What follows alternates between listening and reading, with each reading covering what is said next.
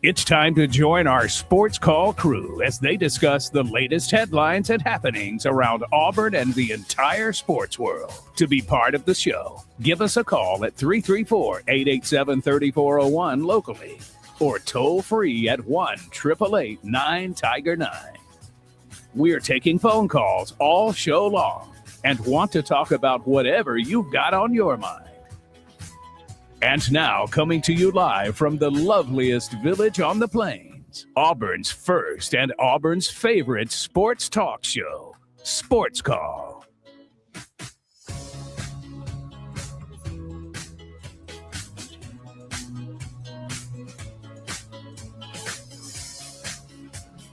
Welcome, Auburn, into the Wednesday edition of Sports Call on Tiger 95.9, the Tiger.fm, and the Tiger Communications app. My name is Ryan Lavoie, the host of the program. Today, I'm joined by Tom Peavy for the full 3 hours here on this Wednesday afternoon. We got Connor Knight on the board taking your phone calls. We also got Jared Dillard running our stream for us here today, again, as we continue to broadcast live on YouTube and Facebook at Sports Call Auburn. You could watch the show now. We are doing this moving forward. We did it at Media Days, and we did it at Suns Ford the week after, unsure of when it would become permanent for us in studio, and it is now permanent for us in studio. So there you have it.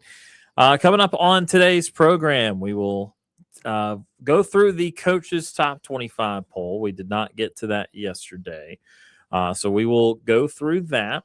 We'll talk about the first day of Auburn fall practice. They were hitting the practice field earlier today. We'll tell you a little bit about that.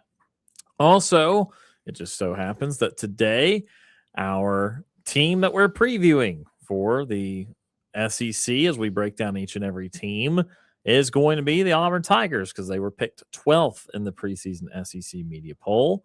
So we will preview them in the way that we have the first four. They will do that in the 5 o'clock hour today. We're also going to play some interviews for you, or for some press conference audio for you. Yesterday, we played the Out Scolish press conference audio. Today, we plan on playing at least Joel Gordon, the offensive coordinator, and we'll see if we have time to get to defensive coordinator DJ Durkin, but that'll be around the middle portion of the show today, somewhere in the 4 o'clock hour. If you want to give us a phone call to join us on the Sports Call phone line, 334-887-3401 locally, or toll free 1-888-9-TIGER-9. That is the number to join us here on this Hump Day Wednesday afternoon. Ryan and Tom with you here today. Tom Peavy, how you doing, sir? I am doing great. We have a lot of light blue shirting over here on the on this side of the desk. Did you make it a verb, shirting? Yes. not something else. Not to be confused. Yep. Yeah, this was not planned. The khaki shorts and UNC colored shirts. Yeah, but not even a North Carolina shirt.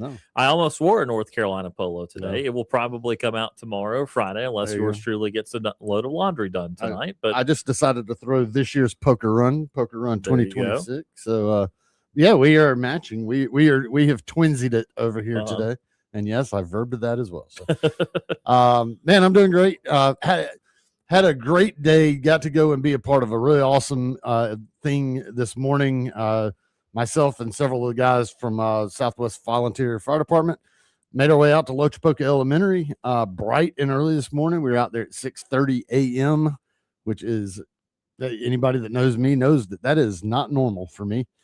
And we welcomed all the kids back. First day of classes for all the Lee County schools. And so, we were out there fist bumping all the kids, saying good morning, welcome back, and wishing all the kids good luck as they start a new school year. So it was awesome to be out there and be a part of that with the staff from Lochapoka Elementary. So, good luck to all the kids out there, all the students that are starting school, and good luck to all the parents who have kids that are now out of the house after a long summer, I'm sure. But I'm ready to get into the sports stuff. I'm ready to preview Auburn. I'm ready to look at the coaches poll, even though I'm definitely one of those that I'm just like, they don't matter. But then you brought up how it actually kind of did matter for a team last year who it may have cost them a chance at the playoffs. So maybe there is something to that a little bit. But, yeah, we'll get into all of it.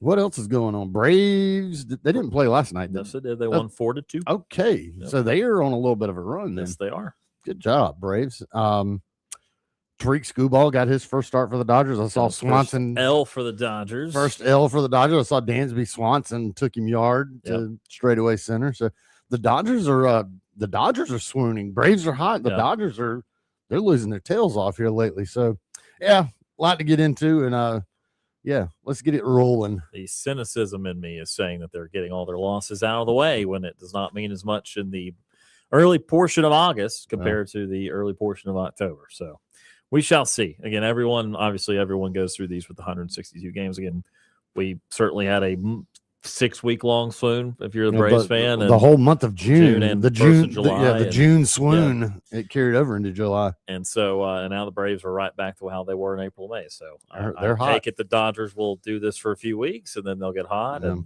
still be around 100 wins somewhere in there. Let's get to it here on this Wednesday. As usual, we'll start with something Auburn-related.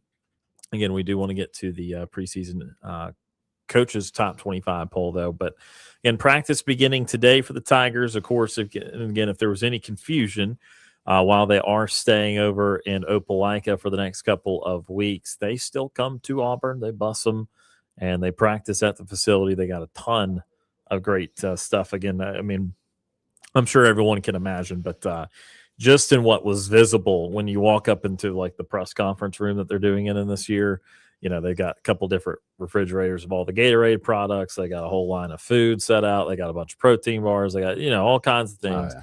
They've got all the places where you can relax and take a nap and do whatever. So it's also a place you can definitely hang out in. And that's what Auburn does a lot throughout the day when they're not getting their work in. But they were able to hit the practice field a good bit here today. And again, we've talked a little bit about the things we want to see in fall camp. And mainly, again, Thomas talked about no injuries, please, and trying to figure out a few of the different position groups. I've talked about, trying to figure out the offensive line. I did not mention yesterday. I suppose it was mentioned by Alex Golish in the press conference audio we aired. That's why that helps us cover our bases. But, Ty Buster, probably the most notable injury right now. And unfortunately, he is not going to return for the first part of the season. In fact, out for, they saying approximately half of the games, give or take. So, he was not necessarily going to be a starter, but he was pushing a couple of different positions, making them do a quality job to make sure he did not win the starting job, because he's a very versatile guy who's played inside and outside on the offensive line. So you could argue that was their quote-unquote sixth offensive lineman. Right. Not going to have a space for him per se, but he would be the one if a position of need is struggling that could step in. Well, now, again, he's injured and will not be able to be ready for the first several weeks of the season. So that's the injury they're kind of talking about. I did read today that freshman Deshaun Spencer was consistently used as first-team slot receiver. Again, Bryce Kane, really him and Sam Turner, I believe, the only two returning receivers off the top of my head, in that wide receiver room. And it looks like Spencer was getting first-team reps today. Always want to be careful, still a month out, and we are exactly a month out now, 31 days. Also, just a 30-minute viewing window, right? Which is typical. Yeah, right. About 30 minutes. But again, you still do your drills in order, so you have your first team quarterback and stuff throw to first team players alike. It also is a good time as we get going to kind of reiterate something again that Alex Golish said yesterday too with running backs, because I want to say this so hopefully people don't forget it. With their running backs, they are going to give 5 or 6 guys reps right now, okay? And what's traditionally done as you approach the season for most positions is there are some backup guys that start losing reps. Like, oh, he's not going to be the starter, and he loses reps. And third team's not going to be the starter, loses reps. That will be the opposite with running backs. They will back down the first and second string running backs towards the end of camp. So again, what that's going to tell us is, okay, we know Jeremiah Cobb is the starter. and we expect him to get the most carries this year unless there's an injury or something unforeseen.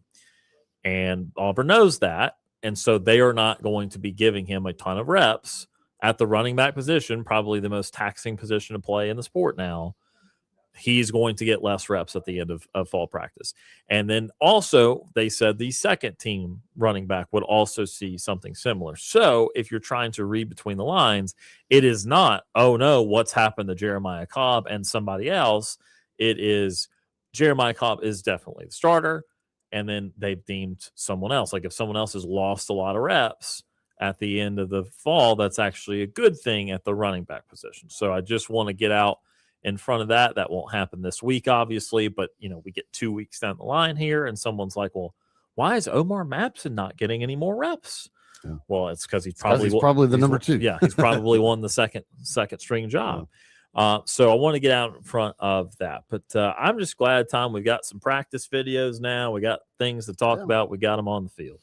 I am too. And I mean, it's here. It's time. And the viewing window is very small, so we don't know what all goes on after the media leaves. The media is only going to get to see just a very small snapshot of what's going on, but you can still kind of gain a little bit from what you see. But like I mentioned, all the Lee County schools started today. Football started today. I mean, it just needs to cool off. It needs to quit being 90 degrees, and we can actually say it is fall.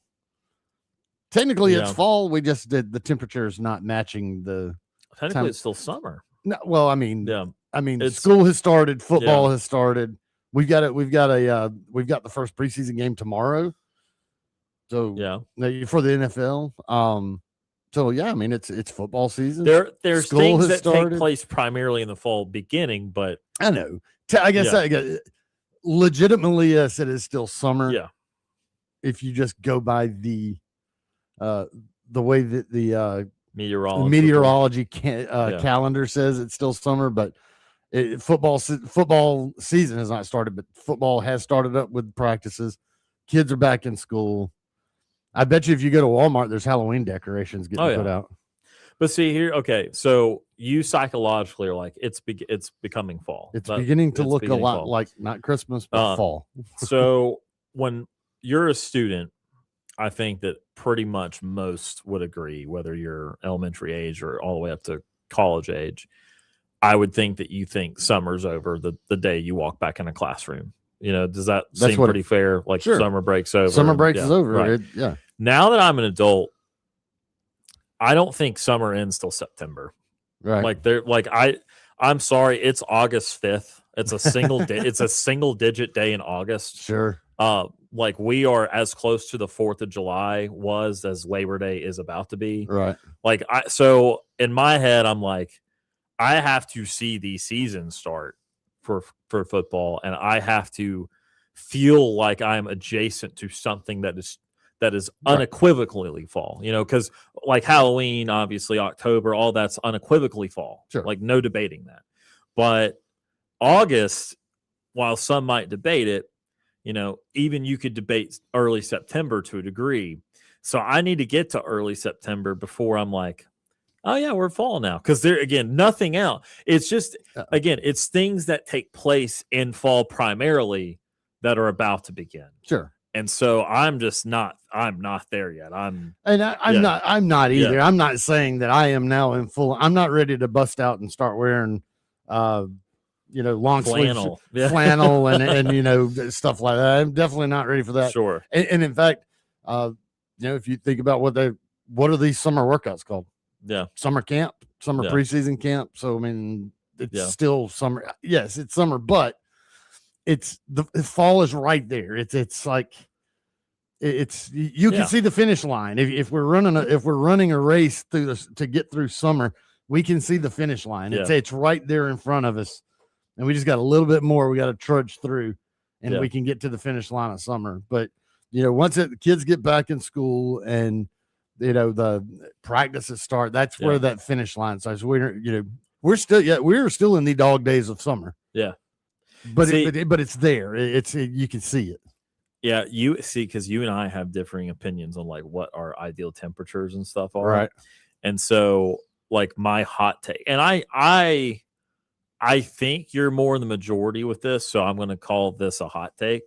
But it's like, I don't necessarily like fall and spring are great. Like, I'm not Right. I'm not weird. Like, I think 70s are awesome. Yeah. If you bottle up 70s every day, sell them, yeah. But I don't like 50s, 40s, any of that. And so I'm like, man, I on one hand, I want all the things associated with, November through February, important football games, playoff games, all that. Yeah. Without the declining temperatures. So, Yeah. I'm not going to go as far as say I want to be 90 still in 3 months. I'm not saying that. But when it does get to the end of November, and I don't think it's a secret, when football ends, you get depressed. But I also get depressed because I don't want to deal with 40s and stuff. Like, again, most states have to. Pretty much every state has to. But well, I mean, I absolutely love cold weather. I love bundling up. I love being outside in cold weather to an extent. It does. There are times where it gets cold and like, okay, yeah, I went outside to sniff the air and it burned my nose. Let's go back inside. That happens every now and once in a blue moon. That happens here. Ideally, I want my high temperatures to feel what it is inside my house, which is about 68 degrees. That is my ideal. If we get up into the low 70s, cool. I can deal with mid to high 70s, and that's fine. But I like it when when your high temperatures of middle of the day, you're kind of wear a jacket to start the day out and then take it off, and you're perfectly comfortable with it without the jacket until the sun starts going down. Then let's put a little light jacket back on. That's ideal for me. Yeah. That'll be time for Brooks to wear short sleeve shirts again. Yeah, because he's that guy that's got hooded sweatshirts on when it's 150 degrees. Yeah. And he says he gets cold in here. It's like, guys, again, I'm gonna tell him, I don't care. We said on 75 or 76 in here. Yeah. So it is not cold in here. No, there's times I've walked into this studio and like I'm sweating. I'm sitting here in this chair. Like fanning my shirt off. Like, what in the world is going on here? And now that we broadcast the show visually, we can prove to you that Brooks wears the long sleeves. Yeah, that's true. Again, we tell no lies there. Let's take our first time out of the program today. It was a little Auburn fall practice, and there was also a little bit of weather talk. But, me and you both like the weather. Sure. So. We will have much more in Auburn today. Again, it's their day to be previewed with our 16-team previews in the SEC. Of course, that'll come up a little bit later in the program. But again, let's take our first time out. This is the Wednesday edition of Sports Call on Tiger 95.9.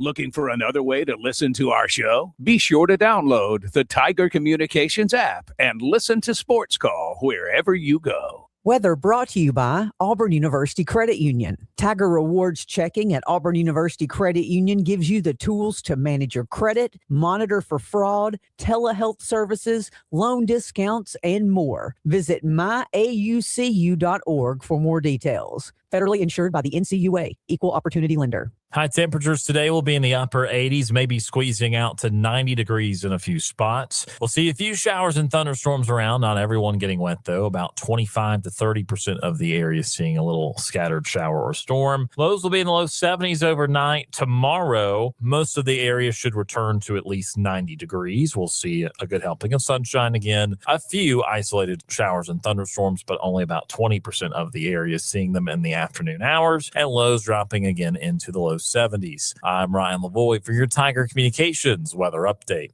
We all know Jimmy's Car Stereo in Auburn has you covered when it comes to car stereos, accessories, and expert installation. But did you know Jimmy's is also your go-to spot for ATV and UTV gear? They've got 32-inch sassies, 3,500, 4,500, and 6,000-pound winches, belts, lighting, whips, laser lights, side mirrors, bumpers, phone holders, and rear mirrors. So whether you're upgrading your ride, decking out your ATV or UTV, or adding audio to your boat, Jimmy's has the gear and the know-how to make it happen. Jimmy's Car Stereo in Auburn. If it rolls, rides, or floats, Jimmy's makes it sound better.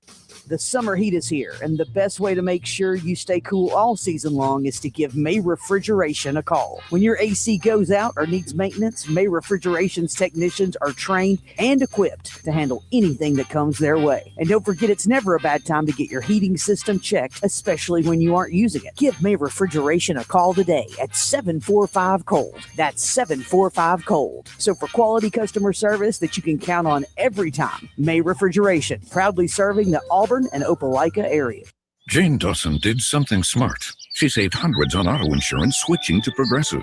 With the money she saved, she got herself a pricey bird feeder with an ultra-high-def camera. Should Jane have just bought a regular bird feeder? Yes. Is it hard for her to admire nature when the camera doubles as the bird's potty? Also, yes. But it's Jane's savings, and if she wants to spend her time watching the digestive habits of the white-breasted nuthatch, we say you go, girl. Switch and see if you could save with Progressive and treat yourself. Progressive Casualty Insurance Company and Affiliates. Straight Talk Wireless presents Pickup Truck Wisdom. Trust is earned. That's why I've stuck with Straight Talk. Same price since 2009 on Verizon's 5G network.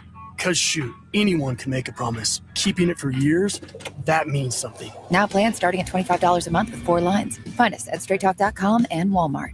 Straight Talk Wireless. Straightforward. Always. Same price claim applies only to the base monthly price of our $45 plan from October 2009 to present.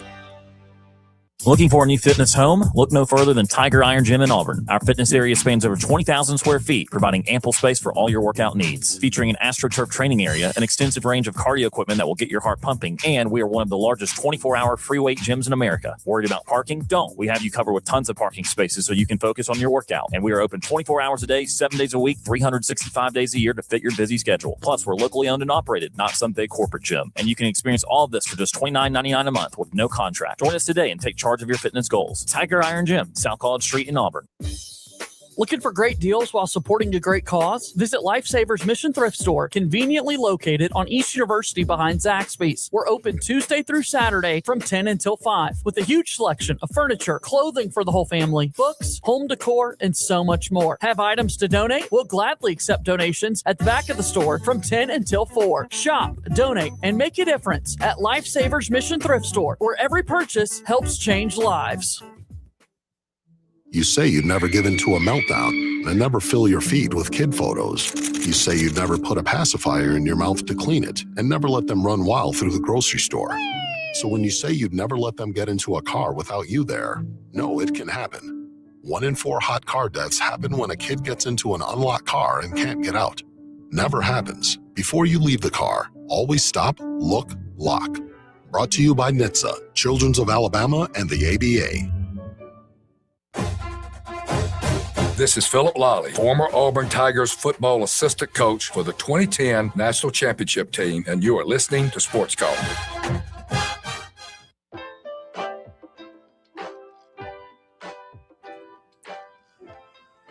Welcome back. This is the Wednesday edition of Sports Call, Tiger 95.9, the Tiger.fm, and the Tiger Communications app. Brian Lavoie and Tom Peavy with you here today. We've also got Connor Knight here in our Auburn Bank studios.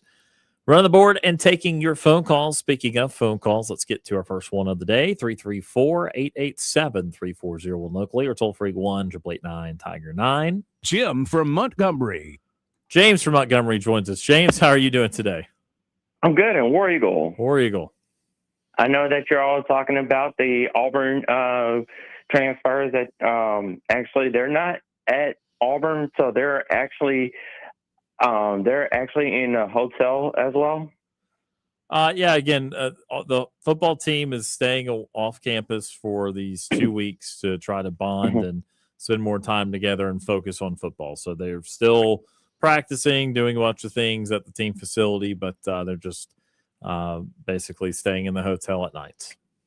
Yes, as well. Because if I was actually a football player for Auburn and actually off location from the university as well, and I'm staying like in a hotel room, the only thing I'm actually doing for myself is I might be in my hotel room playing like the college football game as well, and just actually going through game by game on our like every single game that we're going to play, like every single game on there. I'm playing like every game that we're going to actually play for real as well, just to learn the plays that way and see if I can actually write them down on a sheet of paper and put it inside my helmet. So that way I can know what plays I'm actually going to actually, pass to a great player or, take it for myself if I'm a quarterback for Auburn as well. Yeah, again, they use wristbands typically, but now they have the helmet communications where they get plays called in through the coach that way. But yeah, no, again, they trying to do a little something different, try to bond over that, and again focus on the game of football. Yes, as well, because I'm actually going to see how this new Auburn team is really going to look this year, and seeing the first game out of the gate, seeing if we're going to look strong enough to actually beat Baylor, and just seeing how things are going to look for the 2026 season as well.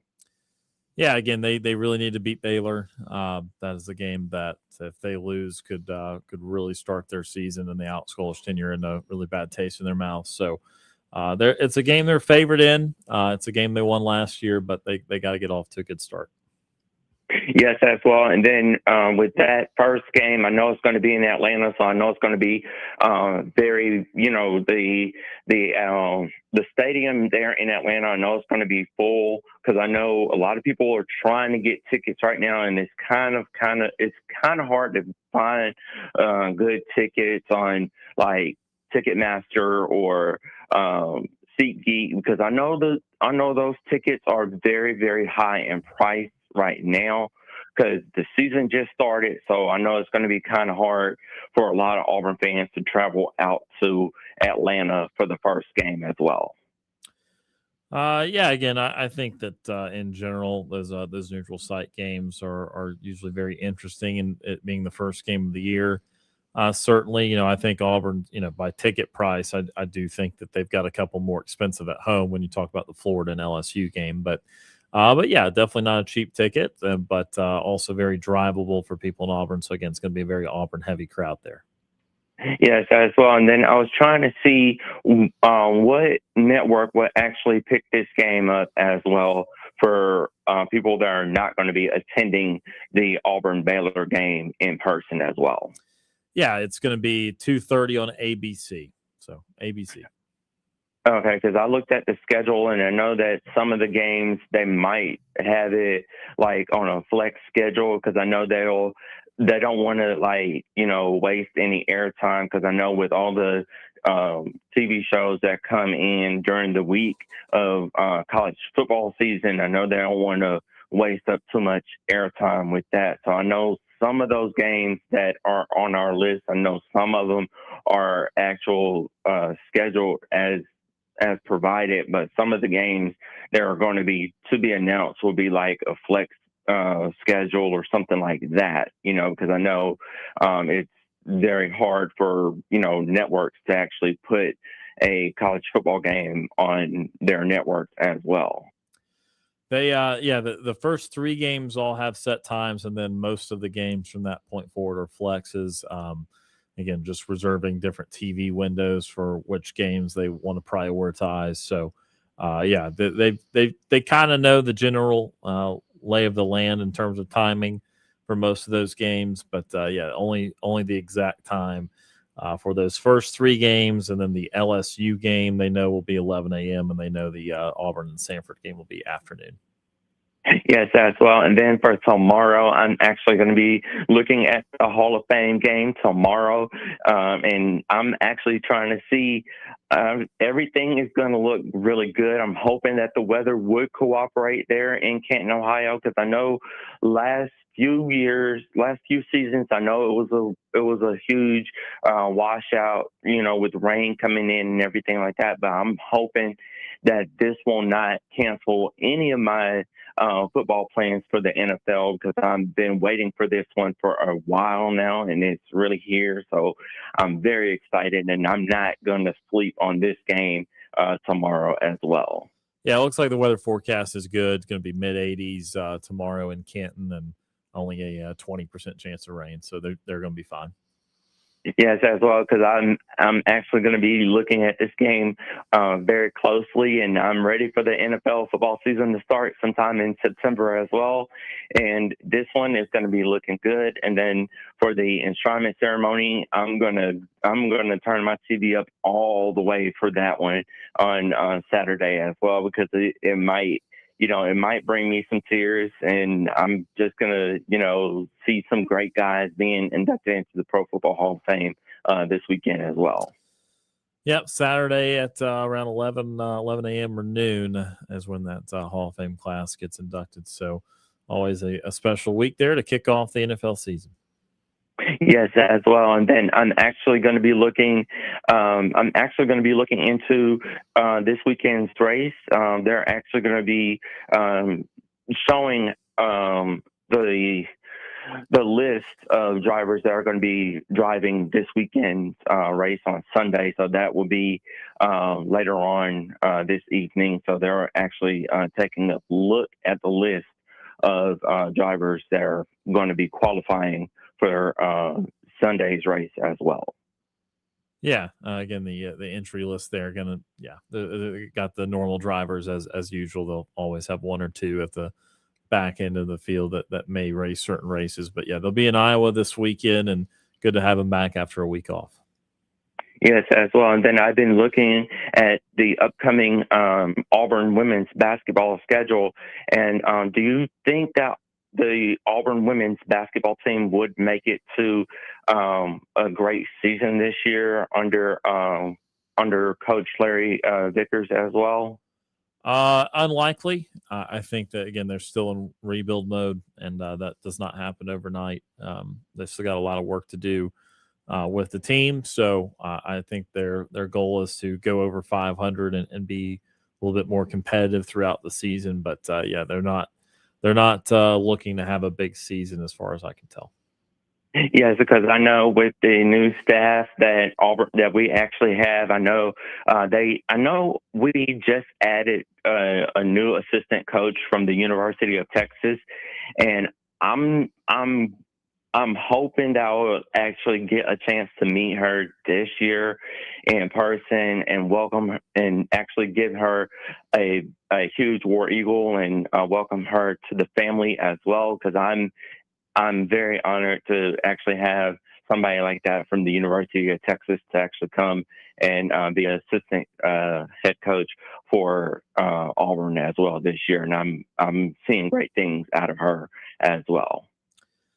Yeah, hopefully, again, Auburn does get turned around there. Any final thoughts for us today, James, before I let you go?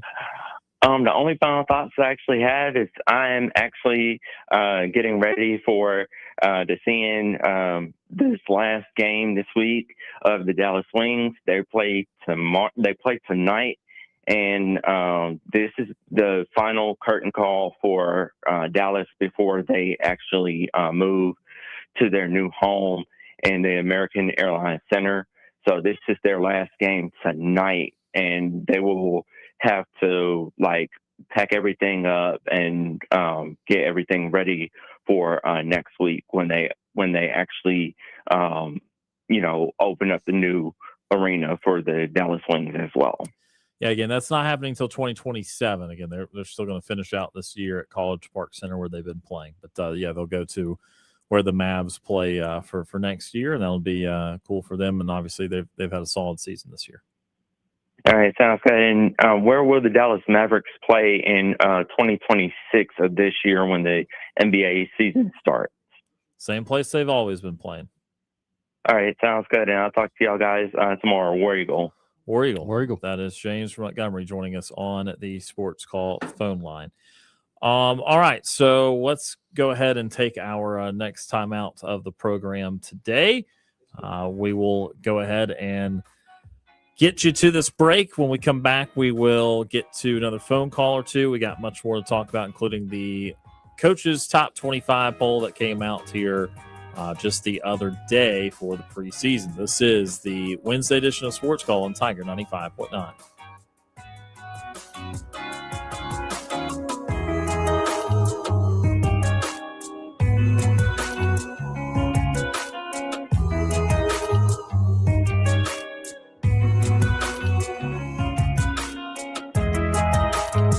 Want to know how easy it is to listen to our show? All you have to do with your Amazon smart device is say, Alexa, play Sports Call Auburn.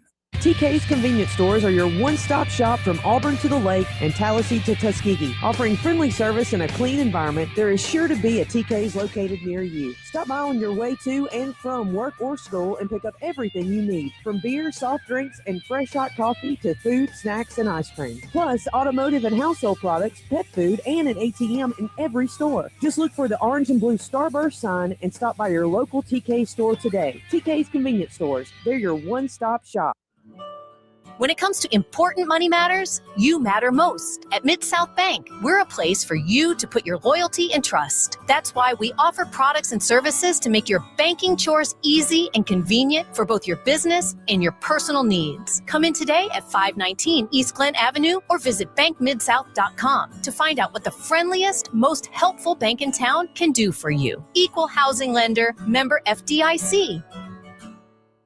Whether it's enjoying a night in with good friends and close family or having some fun in the great outdoors, don't forget to grab an ice-cold Coca-Cola from one of your 17 local TK's convenience stores. Every sip of an ice-cold, refreshing Coke helps make whatever you are doing memorable. With a variety of options to choose from, TK's has a Coke for every occasion. So stop by any one of your local 17 TK's convenience stores today and pick up an ice-cold Coca-Cola. TK's convenience stores, always there when you need us. Now, back to the multi-time Abby Award-winning Sports Call.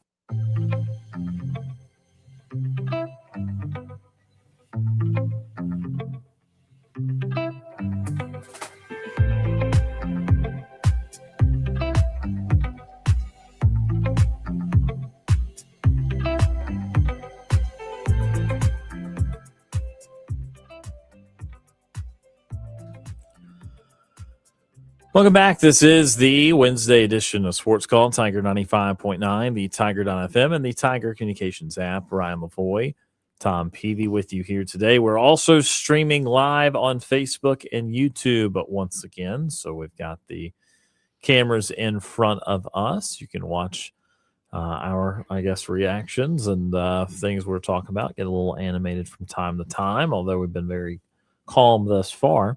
But we get a bit more of this Mountain Dew in me. Yeah. Okay. There you go. Yeah. Just put that right in front of the camera again. Hope the execs. We were talking about a Mountain Dew that's apparently only going to be available on their Mountain Dew TikTok store, whatever the heck that is. I don't know if I highly doubt you have TikTok. So I don't know how you're going to go. I've never done a TikTok, but if you've got an account, I guess you go buy it from their store then. So, I may look into that. It didn't sound like the best Mountain Dew ever. It did created, not. though, It sounded awful. So it sounded like it would be more of like what you would do for a food item, not a beverage. But I digress. All right, let's go back to the Sports Call phone line 334-887-3401 locally or toll free 1-888-9-TIGER-9. Ward Dam Steve. Retired Ward Dam Steve joins us. Steve, how are you doing today? I'm doing fantastic because I'm getting to watch you guys live on my YouTube channel. I'm watching you. And, Tom, hey, man, I'd like to know, how do you get your head shined that well? Because mine doesn't shine that way. It's just razor and good lighting. You made me feel it. I've got some sandpaper up there, so I guess it's the good lighting. Oh, fantastic lighting. Okay. All right. Well, let's get to it, guys, because I missed 2 days. One, because I went to the movies yesterday, brand new day Spider-Man. The other day, and some glitches. And I'm going to go ahead and do some self-disclosure here. This happens when you get to be my age, which is 75. I taking a nap Sunday afternoon, and I was watching some TV show. And when I woke up, I looked at my clock display from my microwave and said, crap, it's 3:35. So I immediately went to the phone. I called you guys up. I said, okay, nobody's calling me. What happened? Are they having glitches? And so then I went on YouTube, couldn't find you. And my wife said, what the heck are you doing? I said, well, I'm trying to call in. She said, it's Sunday, damn it. I said, Sunday? I said, you're right. And I went grocery shopping that day. I forgot. So just a fair warning, guys, cautionary tale. Be prepared, because these are the kind of things that could happen to you, very well might happen to you as you get to be closer to my age. All right. With that said, guys, it's a bit personal humor there. Well, hey, I was going to say, hey, I've done this with my microwave where I'll take something out before it's fully done, and it will still have a 3-digit number up there. And I've turned around and looked at it and gotten really confused because I thought I was looking at the time, and it would be like 1:15, and I'm like, wait a minute, it's 1:15? And then I'm like, oh, no. It was still 1:15 left on what I was cooking. And it would just like completely just mess my mind up. Well, join the club because it doesn't get any better. Yeah. All right, guys. I've got all kinds of stuff and probably don't have enough time, but just random stuff that came to my attention. I know you guys love, food items. So this came to my attention. Maybe you already know about it, but apparently Crumble. Do you have a Crumble cookie place in Auburn, Opelika? Yeah, we do in Opelika, in Tigertown. Yep. Okay, well, you might want to try this one out. It's new. Crumble Hot Cheetos. It says cookie splits TikTok. So it's from USA Today. And apparently they've come up with a new Flamin' Lime Crunch cookie inspired by Cheetos. I don't think that's the right thing to put on a cookie. Nah, I was going to say, that does not sound very good. That sounds about as bad as that Mountain Dew flavor that TikTok Hold on, is. now, you guys, I know you guys are adventurous, so you might want to check it out. Maybe even do it on a live radio show with, Mr. JJ. But here's the ingredients. The cookie starts with a lime sugar cookie rolled in a spicy cheese crisp mixture. It's then topped with cream cheese frosting, coated in a spicy cheese crisp streusel, and finished with crunchy spicy cheese crisp and a fresh lime wedge. I don't know about that. I think the only divide on social media is whether that's an abomination or not. That does not sound great, Steve. Yeah. Well, there was mixed reviews. Some people loved it. Other people spit it out. Yeah. Yeah, that's the thing. That much rich and spiciness stuff to go with sugar, it's like, I don't know. I'm like, yeah, not sure I would be a fan of that. You wouldn't want to do it on Wacky Wednesday then? I mean, that would be for a Wacky Wednesday. It would not be for like I think this is going to be great. May have to go visit Crumble Cookies on Wednesday and just bring a variety in here for us to try. All right, let's move on to more wackiness. This came to my attention from the Athletic. I love the stuff they come up with, but maybe you guys do it. I didn't know it. That apparently the Yankees for the past 2 years, and today this time it's the third year they're doing this. They've been honoring George Costanza's character from Jason. What's his real name? Yeah, I know who you're talking about. Yeah. Richard. So the character. Anyway, they have bobbleheads. Okay. For the past 2 seasons. Yeah. Well, they've decided to unveil a new bobblehead, in which the bobblehead, and I looked at, is really very realistic looking. They have George Costanza character holding a calzone in his hand, getting ready to eat it, because that was one of the Seinfeld episodes in which, remember, Steinbrenner, played by Larry David, wanted to see what Costanza was eating, and then he wanted more calzones. Anyway, so they're giving it away on August 27th. So if you want to head on up to the Yankees, the first 18,000 people, says here, we'll be giving them for free. Oh, nice. Jason Alexander. Jason Alexander, that's him. Thank you. Yeah, so they're going to 18,000 people, and they'll get them. What amazed me, though, is that apparently they're going on eBay for sale for $150. how can they already be going for sale and they haven't given them out to people, guys? Yeah, because it's a kind of a one-time thing. I'm glad you just mentioned that. I pulled it up. The first one that I'm looking at here, the 2026 Yankees George Costanza, is $115.99 on etagrove.com. Okay, that's interesting because they aren't supposed to be passing out until August the 27th to all the fans, the first 18,000. I'm looking at the New York Yankees Seinfeld George Costanza where he's laying on a bed on eBay for $1,000. Okay. Well, last season's was George Alexander hiding underneath the table. I don't know if you remember that episode, but he was, rooming. He had his whole office was underneath a desk, and so they got that one from last year. Okay. All right. So I thought that was pretty funny. Now let's get to more serious stuff. You guys seen the Odyssey yet or not? Still have not. Okay. I will. I just have not had time. What's wrong with you guys? Hey, I went saw. I would recommend highly. I know it's a little bit of a trip, but I traveled 50 miles to Pensacola to see it in IMAX, and it was so realistic. I thought that the waves are going to hit me in the face. So that's how. But anyway, the reason I bring it up is because there is a sports item related to the movie. There is an ex-NHL hockey player that plays a pretty good role throughout the movie. His name is Sean Avery. Do you guys know of him? I can't say that I do. Don't. No. Well, he's pretty darn good, apparently, because he played for 10 seasons, 580 games with the Red Wings, the Los Angeles Kings, New York Rangers, Dallas Stars. But this guy is so physical. Apparently says here in Cardinal Athletic, he compiled more than 6 times as many penalty minutes as he did points. Yeah. I'm not familiar. They became really good friends during the filming with Matt Damon, and they actually had to walk or jog 20 minutes up a hill to go get their lunch during filming. And during one of those sprints, apparently, one of the actors, his name is Gonzalez, as they mentioned here. Anyway, it was a real cold day apparently that time, and they decided to make it into a race. And so Damon and this other actor said, "Okay, I'll race you." But here the banner says here, Sean Avery steps in and says, "I'm going to smoke you guys." And sure enough, he smoked them. So I just thought I'd bring that into a sports-related event. All right, moving on, guys. You guys talked about the 5-star people that you would have for your positions yesterday, I think. Was it yesterday? Monday. Yeah, Monday. Oh, see, this is what happens when I miss a day or two. Well, this is from The Athletic, and it's entitled, "Is College Football Shootout Era Over?"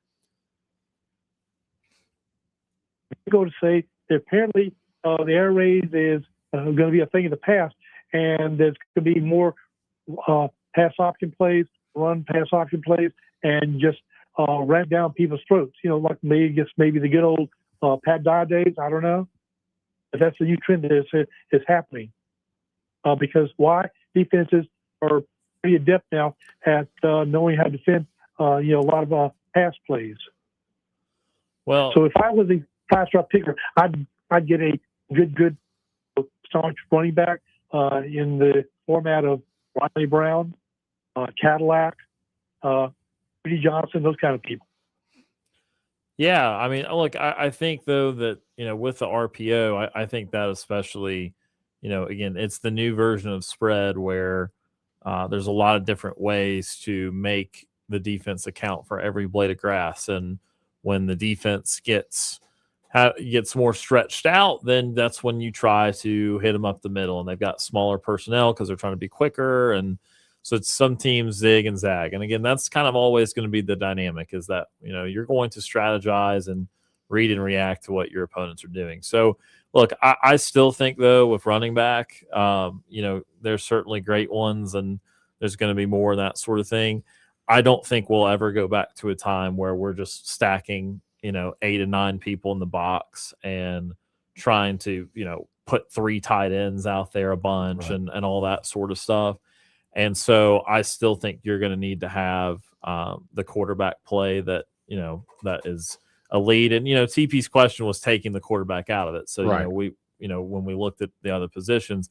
I also just think too, what's becoming more and more common is backfields that have more than one running back.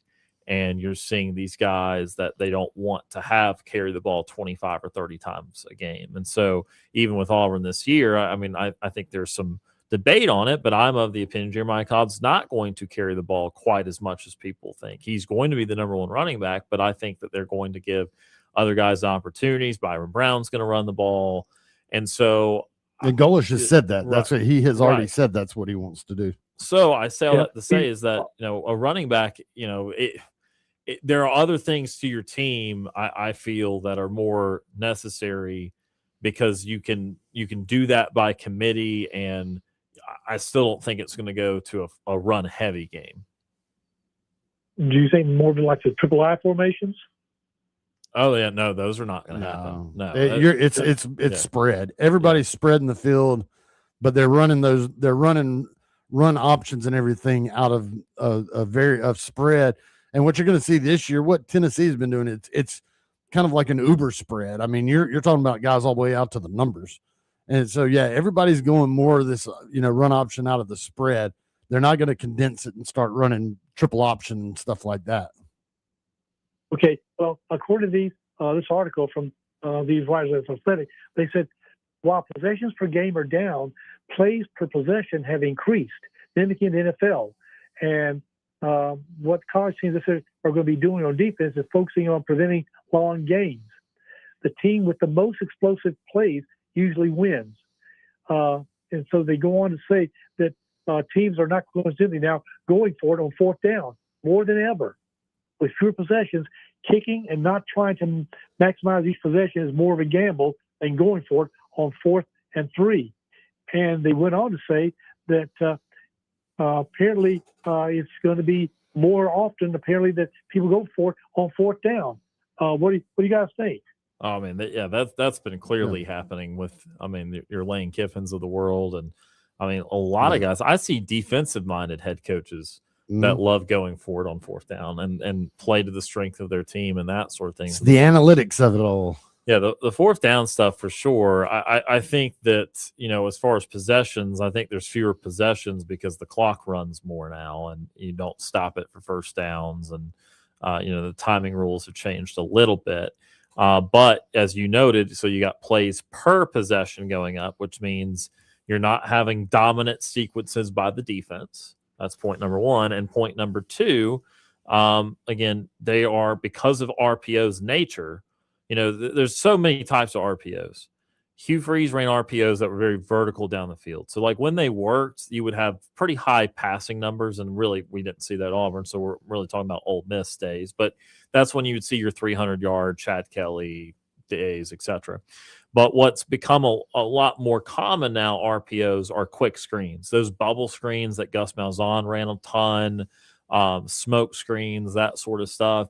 Those are your RPOs. And so they're doing a box count and they're looking and they're saying, we've got too many guys inside to run. What are our numbers outside? Okay, we're going to throw that quick screen out there. Or no, they look like they're in zone. They look like they've committed too many people to that half of the field. We like our numbers in the box. We're not going to throw it out there. We're going to hand it off real quick. So those type of plays are not inherently explosive. Like the explosive plays are play actions and deep balls and maybe runs with a scat back or a jet sweep or something. And those plays, if you're an RPO offense, are not your common plays. Okay. Well, here's some thoughts. You're pretty on target there, Ryan, on comments. This is from Sonny Dykes. And he says, it's pretty simple now. It's which team screws up the least. He goes on to say, you got to go outscore everybody. It used to be that. But now he says, we just don't want to screw up as bad as everybody else is on the other side. And then he goes on to say that he predicts that there'll be more quarterbacks under center than there used to be, and a bit more play action pass, and that there'll be more use of fullbacks. You think that's pretty much what he's saying is correct? I don't know about quarterbacks under center. Yeah, I don't. I think just about everything's still going to be getting run out of shotgun. So I don't know that I see that. Tight ends, fullback, fullback, H-back.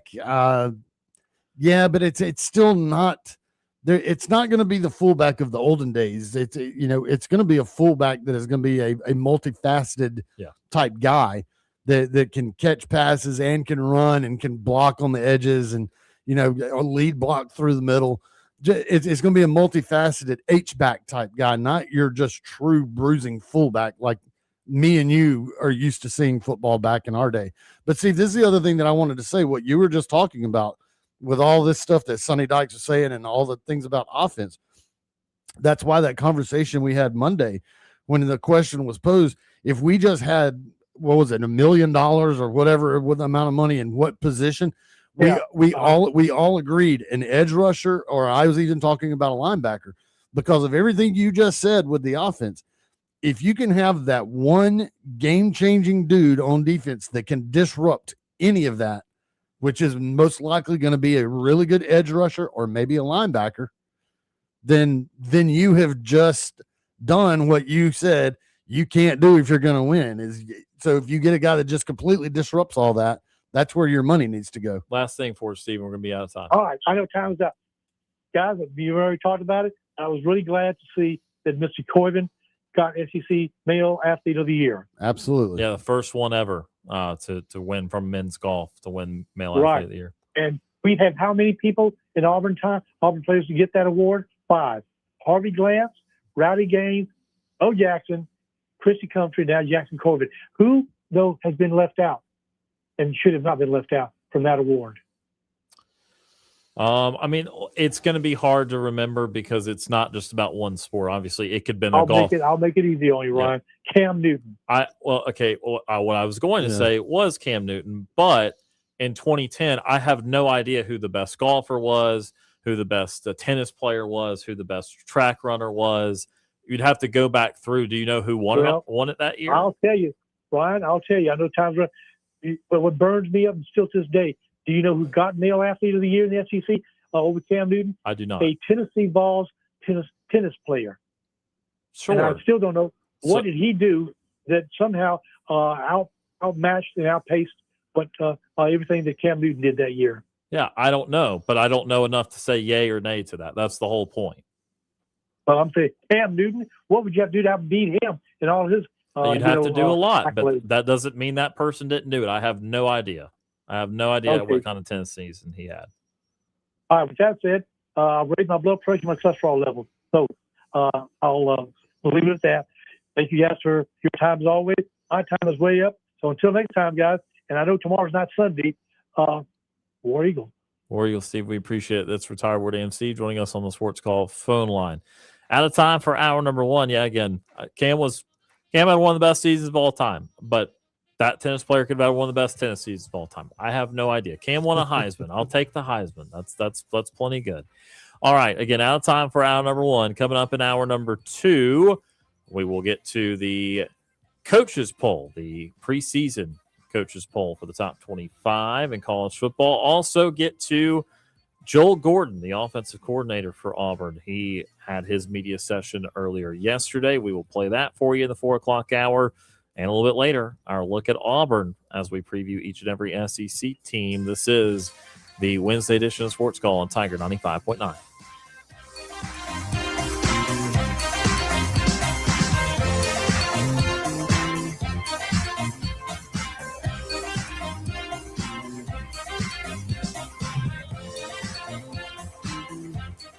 One hour of our show is in the books. We've got more to come. Stay tuned for another hour of Sports Call right after the break. It's heating up at Suns Ford in Auburn with the hottest sale of the year. Now's the time to save big on a huge selection of new Ford trucks, SUVs, and cars. Whether you're looking for a rugged F-150, a family-friendly Explorer, or a fuel-efficient Escape, you'll find incredible deals waiting for you. Don't let these summer savings pass you by. Visit Suns Ford in Auburn today or shop online at sunsford.com and pick the Ford you've been wanting at a price you'll love. Suns Ford in Auburn, where the hottest deals of the year are happening now.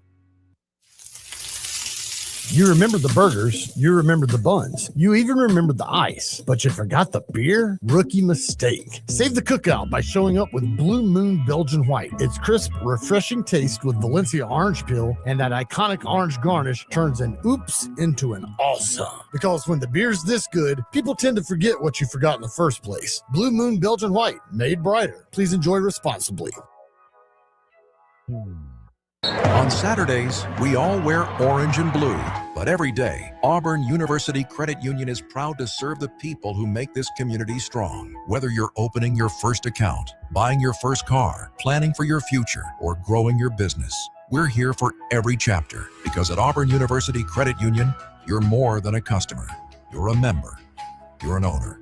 Your family. Auburn University Credit Union, rooted in Auburn, committed to you. To learn more, visit myaucu.org. Federally insured by NCUA. Equal Opportunity Lender. NMLS number 530633. Frederick Dean Funeral Home and Crematory is here for you when you need us. With locations in Lee, Chambers, and Tallapoosa counties, serving the people of East Alabama and West Georgia since 1900. A family-owned and operated business, skip the hassle of the big corporate mortuaries. Our kind, compassionate team members are standing by to assist your family in the hardest of times. An on-site crematory, private cemetery, and a choice of facilities makes Frederick Dean unique. Visit us at frederickdean.com. Looking for a new fitness home? Look no further than Tiger Iron Gym in Auburn. Our fitness area spans over 20,000 square feet, providing ample space for all your workout needs. Featuring an AstroTurf training area, an extensive range of cardio equipment that will get your heart pumping, and we are one of the largest 24-hour free weight gyms in America. Worried about parking? Don't. We have you covered with tons of parking spaces so you can focus on your workout. And we are open 24 hours a day, 7 days a week, 365 days a year to fit your busy schedule. Plus, we're locally owned and operated, not some big corporate gym. And you can experience all of this for just $29.99 a month with no contract. Join us today and take charge of your fitness goals. Tiger Iron Gym, South College Street in Auburn. Christian Care Ministries is an all-inclusive ministry in Lee County that provides food, clothing, transportation, and other life necessities in a compassionate and caring fashion. CCM is a 501c3 nonprofit organization staffed by volunteers who have a passion to improve the living conditions of people in need. The clothes closets at CCM are in great need of donations, especially for boys and girls. For more information about CCM, visit ccmea.tripod.com or visit their Opelika location at 1000 Sanford Court. Looking for great deals while supporting a great cause? Visit Lifesavers Mission Thrift Store, conveniently located on East University behind Zaxby's. We're open Tuesday through Saturday from 10 until 5 with a huge selection of furniture, clothing for the whole family, books, home decor, and so much more. Have items to donate? We'll gladly accept donations at the back of the store from 10 until 4. Shop, donate, and make a difference at Lifesavers Mission Thrift Store, where every purchase helps change lives. You're listening to Sports Call on Tiger 95.9 FM, WTGZ Tuskegee, Auburn. Now, it's time for your Atlanta Braves morning update, presented by Tidal Wave Auto Spa. Get clean car happy at any of the 250-plus Tidal Wave Auto Spa locations today. Braves topped the Marlins in Game 1. I'm Barrett Salee, and this is your Braves Radio Network morning update. Tidal Wave Auto Spa is the official car wash of the Atlanta Braves and your go-to car wash destination all season long. Visit TidalWaveAutoSpa.com to find a location nearest you. Game 1 of the 3-game set between the Braves and the Marlins goes the way of the good guys as the Braves top the fish 4-2 on Tuesday night. It was a big day for Ozzie Albies. He went yard. And how about Austin Riley? 2 hits, including a 2-run home run in the 7th. That proved to be the game winner. Big day for Grant Holmes as well. He improved to 7-4 on the season. He went 6+ innings, gave up 5 hits, no earned runs, and struck out 5. Grant Holmes looking sharp after the trade deadline. The Braves will look to win the series coming up tonight. Yuri Perez on the mound for the Fish. He's 5-8. That's a 3.44 ERA, 40 walks, 112 strikeouts, a 110 whip, and a 201 opponent batting average. Bryce Elder going for the Braves. He's 7-6, has a 3.84 ERA, 40 walks, and 101 strikeouts. Ford leadoff show coming your way at 6:05 Central, and first pitch between the Braves and the Marlins, 7:15, 6:15 Central Time. Of course, you can hear all of it on the Braves Radio Network. You're listening to Sports Call on Tiger 95.9 FM, WTGZ Tuskegee, Auburn. Since 1995, Alabama's sports talk leader, Tiger Communications, proudly presents SportsCall. It's time to join our SportsCall crew as they discuss the latest headlines and happenings around Auburn and the entire sports world. To be part of the show, give us a call at 334-887-3401 locally or toll free at 1-888-9-TIGER-9. We're taking phone calls all show long and want to talk about whatever you've got on your mind. And now, coming to you live from the loveliest village on the plains, Auburn's first and Auburn's favorite sports talk show, SportsCall. Second hour of Sports Call beginning right now. Tiger 95.9, the Tiger.fm, and the Tiger Communications app, and streaming live on Facebook and YouTube at Sports Call Auburn. A shout out to Jared Dillard for making that happen for us. We're going to be ever in his debt for getting this thing operational for us and continuing to work on improvements and maybe more exciting announcements down the line with that. But again, we continue to also be on Tiger 95.9, the Tiger.fm, and the Tiger Communications app. Again, not going anywhere. And of course, if you miss anything live, you can go and check out the Sports Call podcast presented by Coca-Cola and go through. I'd encourage you to kind of bookmark all of these team previews we do because we include ceilings and floors.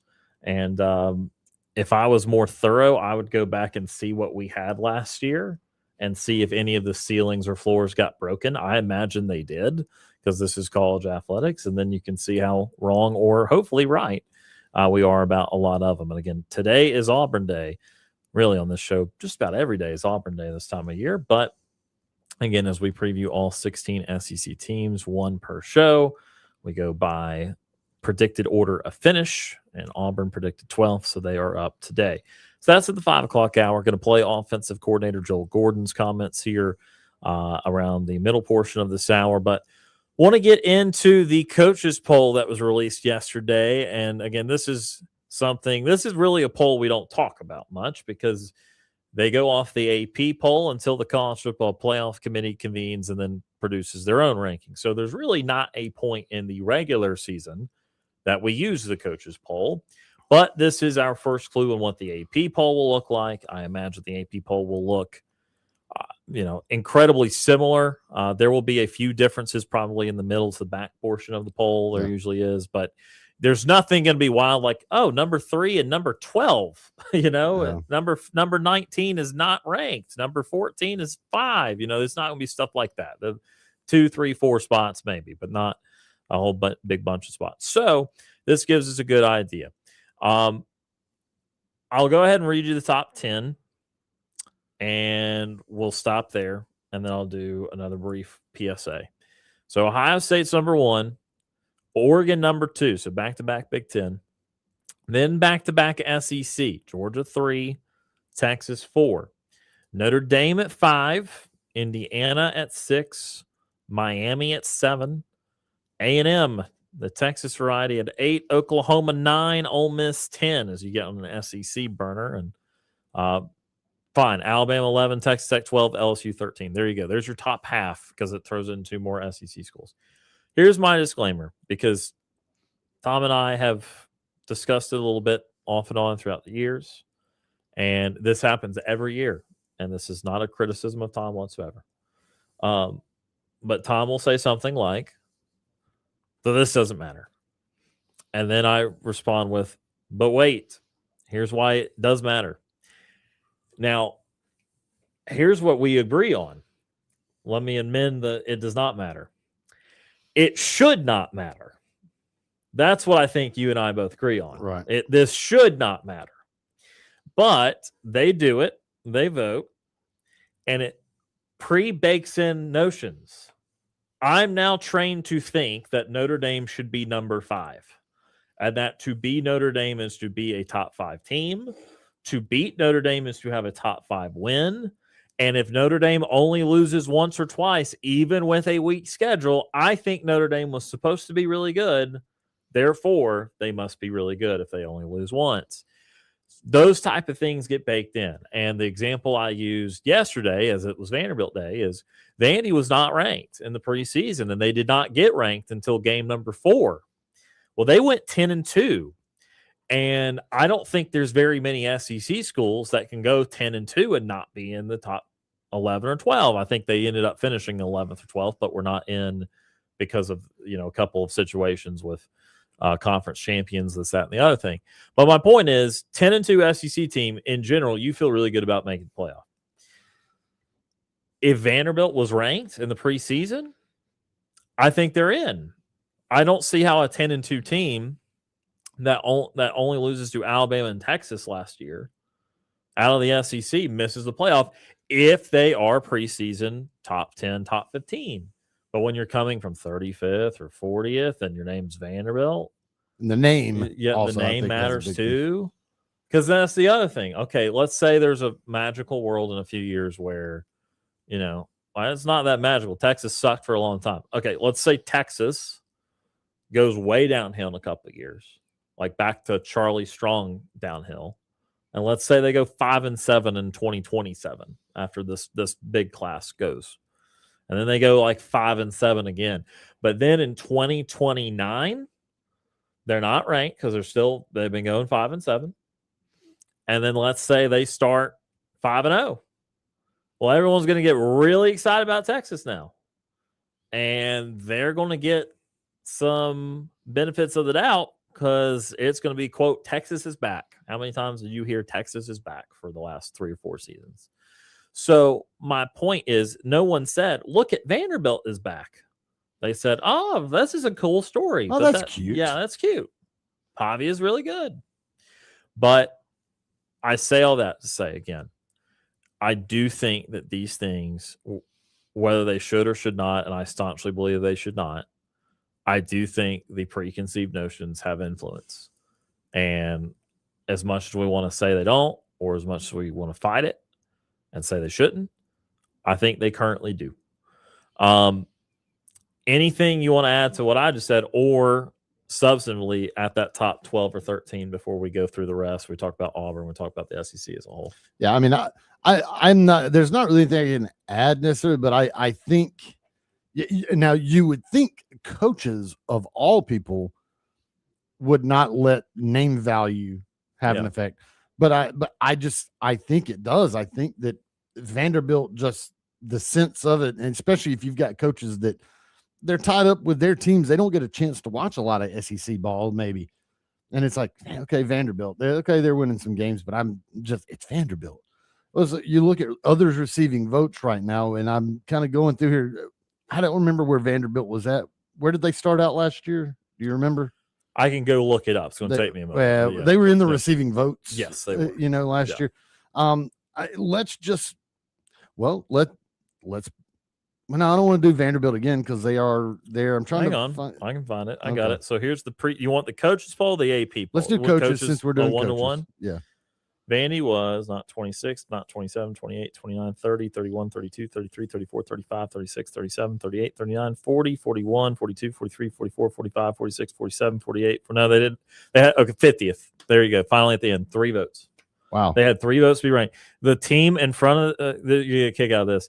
The 2 teams in front of them were Kansas, who went, I think, 5-7 last year, and Florida State. So the 1-to-1 team right now is Western Michigan. The Broncos. Yeah. With Navy in front of them, Pittsburgh, Navy, Western Michigan, San Diego State just behind them. Only one other team got a vote to be ranked, by the way. Vandy was next to last in terms of votes to be ranked. Buffalo was the last team to get a vote last year. So and so I have to go up a couple. Western Michigan, it doesn't matter how good they are. They're not going to get up there. That's just not going to happen. But I can go a few up here to Duke. Okay. Duke is getting votes. They're up there. I would think that if Duke has a Vanderbilt type run, it's going to be hard for Duke to get up there because that mentality of it's Duke, even though they have had a little bit more success lately in football, but still it's like it's Duke. Yeah. But I could take just a couple above that Nebraska. Yep. If Nebraska goes 10-2, I bet you Nebraska gets in. Could have to look at the schedule. Could. Yeah. Probably. Maybe. But I could see Nebraska going from that, 10-2, and the people going, well, it's Nebraska, and Nebraska's back. Yeah. Matt Rule's making a lot of money. Yeah, so he must be good. Let's get him in there. So I'm not saying that that's the case, because I'm going to say again, I would hope, of all things, I get it. The AP writers, it's a bunch of writers who know, they don't know what they're talking about. What is the coaches? It's like, if there's anybody that should know ball, it's the coaches. Yeah. It's just, do they care about that? Do they actually take, Right. And I mean, to be fair, in a preseason, you'd have a better crack at it because what they've been doing the last couple of months, relatively speaking. Yeah. But once the season starts, they're not really they focused. Have no on idea, it. and they'd be more likely to say, "Oh, you guys don't understand the team we just played. I know they got 3 losses, but man, they're pretty good. Yeah. We should rank that team. I'm gonna rank them 24th. Yeah. Get the secretary filling out the ballot. Put them 24. There you go. They're 4-3, but darn it, they're top 25. I did look at Nebraska's schedule for what it's worth, and they got Indiana at Oregon, Washington, Ohio State, and at Iowa. So yeah, I mean 10-2. So if they go 10-2, that's so they will have had to have beaten Indiana, Oregon, or Ohio State. That's how that works. And unless the whichever the worst version of that is now back, if Indiana goes back to 6-6 or something egregious, that's going to be a really good win, and they're going to have to beat Washington and Iowa and Illinois. So okay, probably that's also about opportunity, but I could have said the same thing about Vandy last year. I was just about to see who all did they beat last year. Like, they would have had to, again, I know their losses were Alabama and Texas, and yeah, the Alabama score made it look bad. That was not a bad game. Vanderbilt was hanging around, and they turned the ball over late, and it became a 17-point game or whatever it was. But they didn't have really any good wins last year, so they did not formulate. Yeah. Okay. Charleston Southern, Virginia Tech, who fired their coach, South Carolina, who, they beat them 31-7, and South Carolina's not good. No. Georgia State, Utah State, lost to Bama, lost to LSU, or beat LSU, so that was a good one. Decent one. Yeah. Beat Missouri. Decent one. Lost to Texas. Yeah. Beat Auburn, which was not good. Not a good one. Beat Kentucky, which was not good. Yeah. And then they won at Tennessee, which was a good win. Yeah. But, no Georgia, no marquee win. No Georgia, no Texas, no Oklahoma. Right. Yeah. And look, let me be crystal clear too. I'm not retroactively saying they should have been in the playoff. Right. I am retroactively saying they would have been in the playoff if they had started. Again, the whole crux of this argument is if they had started where higher. you start. Right. And a little dose of what your brand is. Sure. And so, I'm not saying that. But also, I think a dose of who you beat, I guess. Is, right. Yeah. Well, and look, it's not all disingenuous. That's what that proves. It's like, okay, it's not a complete sham because they did not beat a top 10 or 15 team. Right. That is true. LSU or Tennessee is the best team they beat. And LSU fired their coach, and Tennessee 8-4 off the top of my head, I think is what they were, or something there. Yeah. And so, again, they did not go beat a college football playoff team to prove it. Okay. Right. But they, if Texas has that schedule, because that's what I hear. This is why you have a valid criticism if you're actually not an SEC fan and you're irritated with the talk the SEC's done over the summer, was Texas is like, well, if we hadn't played Ohio State and we played Bowling Green, we've been in. Well, Vandy wouldn't have been. Yeah. But you would have been because your name is Texas. Right. So yes, you would have been. Poor Even if you Vanderbilt. went to overtime with Kentucky or Mississippi State or whoever, there's still that built-in bias. And this is a part of that bias. It's half who you have been and like the brand that you are. Right. And half of it is where you theoretically start the year in the imaginative ethos of people's minds. And because look, okay, Ole Miss is number 10 this year. Okay. The preconceived notion is that Trinidad Chambliss and Ole Miss are going to be something They may not be everything. They may not be able to go on a magical run like they did last year, but that offense will be scary.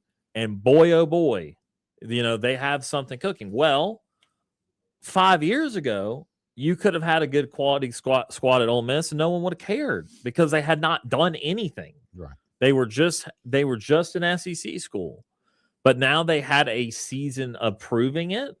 So even without a coach that you have any known commodity whatsoever as a head coach, they got put 10th because Trinidad Chambliss is awesome and Kewan Lacey is awesome. And I'm not telling you right or wrong on that. I'm just saying what it is. Gosh, let's go through the did you have anything on the top 12 teams? Anything before I move on? Well, a little bit. To me, it's kind of surprising to a lot of people, maybe not. I'm not necessarily as surprised, but that they have Georgia above Texas. A lot of folks. Texas was picked to win the SEC or Georgia Georgia was. Okay, Georgia was. But a lot of people have Texas over them. Georgia with 7 first place votes, Texas with 2. Kind of surprising that you don't either have Georgia or Texas in the 2 spot. So that I agree with that. Kind of you agree with Oregon being 2 or no? I'm saying I agree with you. Okay, yeah, I agree with that. It kind of surprising that one of those 2 are right. Yeah. Indiana with 14 first place votes and also at 6, which is the second most first place votes. Right. They look. I know they've got guys coming back, and I get it. Kirk Cignetti has turned this whole magical thing, and they lost Fernando Mendoza. That was the Heisman Trophy winning quarterback. It's like they don't have that season they had last year without Fernando Mendoza. I don't believe. Now they had good players. Don't get me wrong, but when you have a Heisman Trophy winning quarterback. I have a really compelling but. Sure. Yeah. Well, like I said, Cignetti's a great coach. They have some guys coming back. They just got a defensive guy back. Their best defender just found out. Defensive lineman is coming back, and they've got good parts. But it's like, man. But of course, then according to this, that's 3rd in their conference. So, but here's my devil's advocate. So yesterday, we were all about Clark Lee not proving a single thing without Diego Pavia and company. Yep. Indiana went 11-1 the year before Mendoza. That's true. So now again, people debated, was that real? I know the playoff game did not go well for them, but okay, fine. The worst opinion, whoever thought lowest of Indiana in 2024 at 11-1 would still have them 14 or 15. Yeah. That's the very worst opinion. Again, they substantively were in the top 10 and they were an at-large playoff team. But again, if you just totally did not buy anything they were selling, you'd still have to put them top 15 no matter what at 11-1. And again, I thought that's not my opinion. I thought they were a top 10 team. So the point being is you are also getting some credit for what you built. Right. Because I want to use Vandy again. Vandy's just the team of the day. We said they were 50th last year, right? With 3 votes to be ranked. They lose Diego Pavia. Well, they lose him. He's not there. It means he's not on the roster. Right. They are now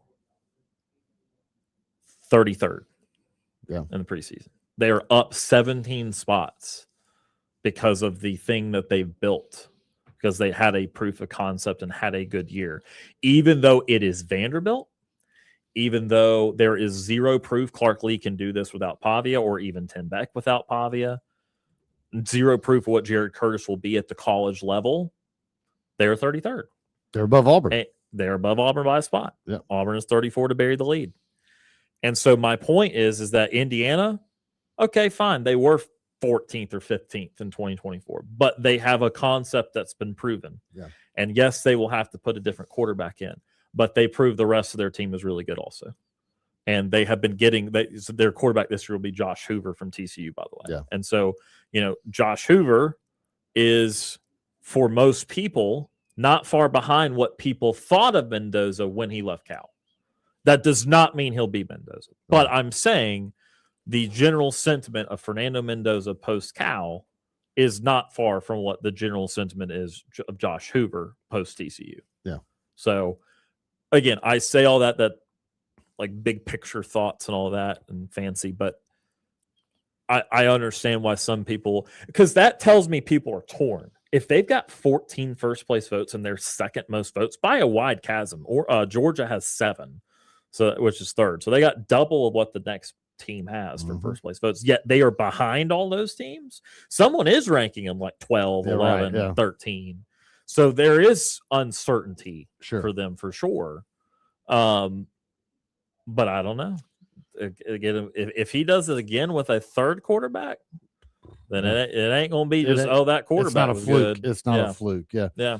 I guess the other thing you look at on here, not a lot of love for the ACC. I mean, Miami all the way down at 7, and you got to go all the way down to 23 before you get to Clemson. Yeah, that's their number. Nope. False. Bad. Who am I SMU, missing? 20th. Still not good. Oh, yeah. Still not good. 20th, still not much better than 23rd. But so you go from 7 down to 20. Yeah, you go from that's your 7 to second 20. ranked team. They only have 3 total because, as you said, Clemson, 23rd. Getting the courtesy. That's the okay. Clemson last year. Why would you rank them this year? It just off the year from last year, because they didn't add a lot of portal. No, because he doesn't. They famously do not add much portal. So Dabo does not like the portal. So you're just liking their development that they've not even proven that's been good the last couple of years. I mean, they are ranking. That's a Dabo tax. That's what if Dabo gets back going? They were 7-6 last year. A 7-6 ACC team could have been NC State. It could have been Pittsburgh. I mean, heck, Cal could have been Cal, but no, it's Clemson. So we're going to rank them. Let me go ahead and read the rest of the top 25 because we're broaching the subject. So, again, Ole Miss was 10, Bama 11, Texas Tech 12. Okay, still interesting. Still 12 without Brendan Sorsby, by the way. Yeah.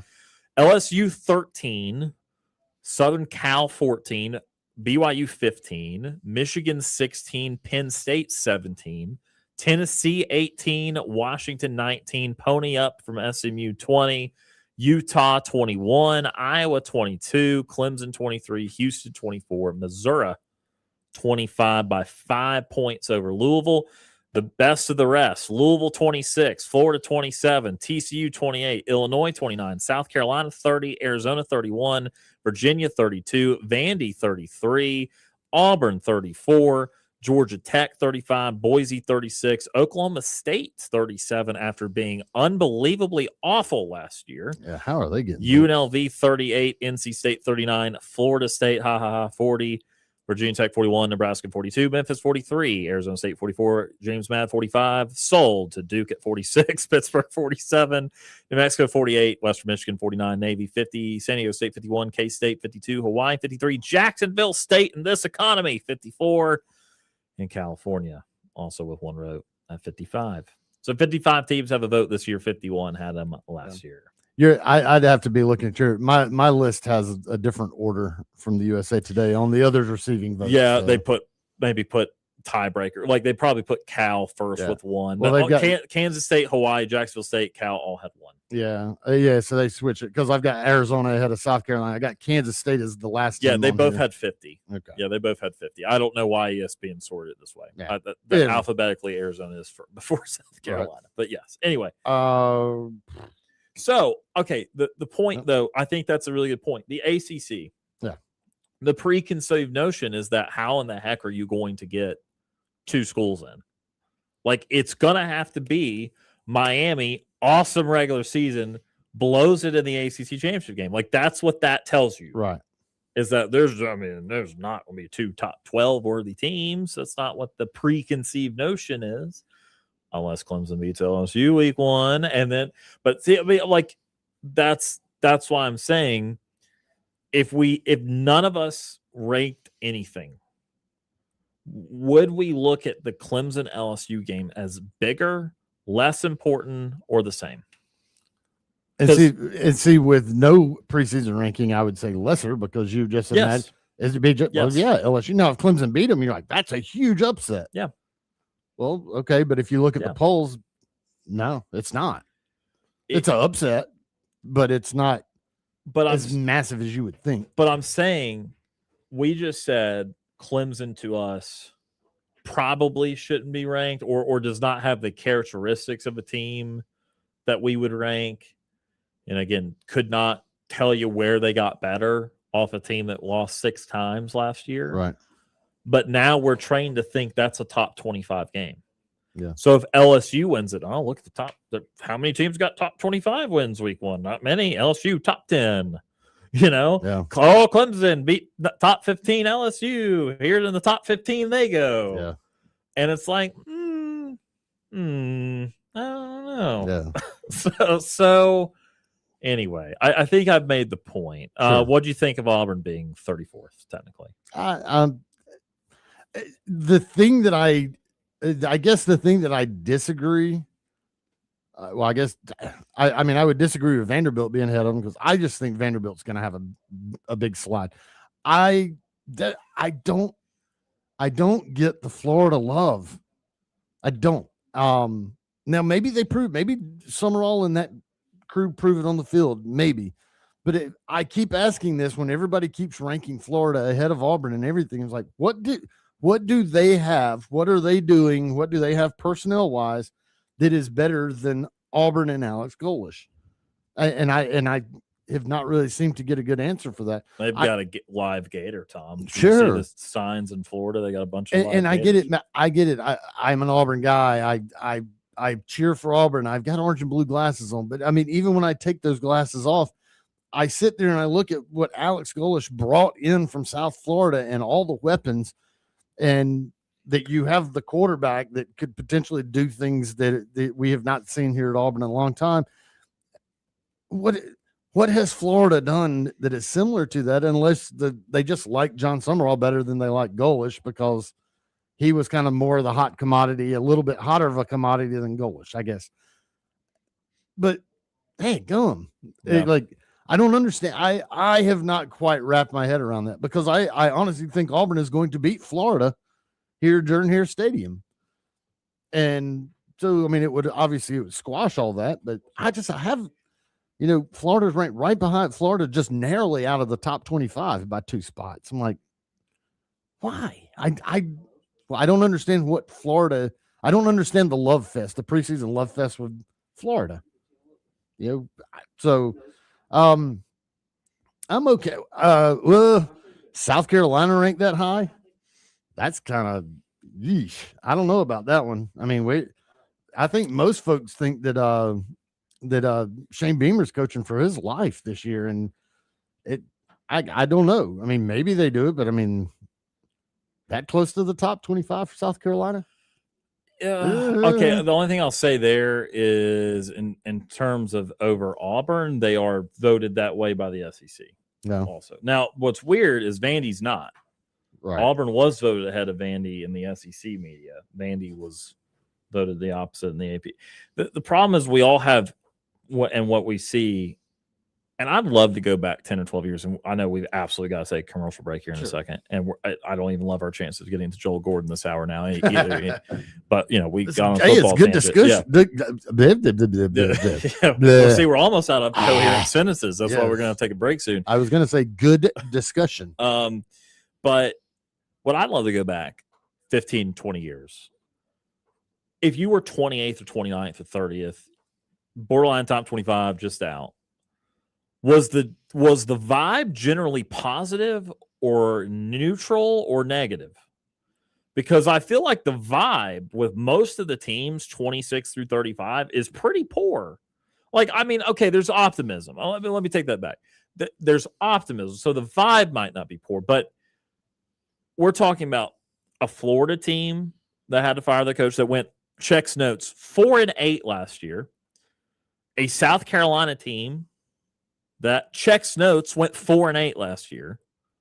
Vanderbilt, who again lost a ton, lost a lot, but we'll see. Auburn, 5-7 last year. But then we have teams like Georgia Tech that had good seasons. Yes, they've replaced their quarterback. Illinois. I don't know. I just feel like, because I see Florida State down there just below, a couple spots below. Oklahoma State, who was awful. And it's like, man, the vibe of so many of these teams is awful from last year. And I guess someone has to be better. But, you guys will preview South Carolina tomorrow. Yeah. So, but you mentioned it. They went 4-8 last year. At Alabama, at Florida, host Tennessee, at Oklahoma, host Texas A&M, play Georgia, at Clemson. That's a lot of L's. That's a whole lot of potential L's for a team that went 4-8. Unless Lenore Sellers turns into just the god of all quarterbacks this year and stays healthy, okay, maybe they have a chance. But good Lord, there's not a lot of spots for wins for South Carolina unless they do something crazy. Well, but here's okay. So, I mean, how are you looking at a 4-8 team from last year and going, yep? Well, okay. Well, unless it's Lenore because Sellers. Here's the other thing, though. You can, but you also shouldn't vote someone because of what you think will happen. You're supposed to vote for them on who you think they are. And in the season, it's based off the things that have happened on the field. But that's why in the preseason, it's a silly exercise. Yeah. Because nothing's happened. So you're tasked with either voting them based on what you think would happen, which is predictive and is not a true ranking. That's just predictive. Right. Or you rank them based off of your theories and your opinions on X, Y, and Z developing, and this guy mattering in the portal, and this coach coaching better, and this coach being new. And that's why they shouldn't exist. Right. Anyway. End segment. That's a lot. It's 4:36. We have to take a break. Did not realize the coach's poll would lead us down that rabbit hole. I thought it could. It did. I thought it could. It can be what you make it to be. Let me put it that way. We need to take a timeout. On the other side of the break, we'll get to another phone call. Don't think we'll have time for Joel Gordon this hour. If not, we'll squeeze him into hour number 3. This is the Wednesday edition of Sports Call on Tiger 95.9.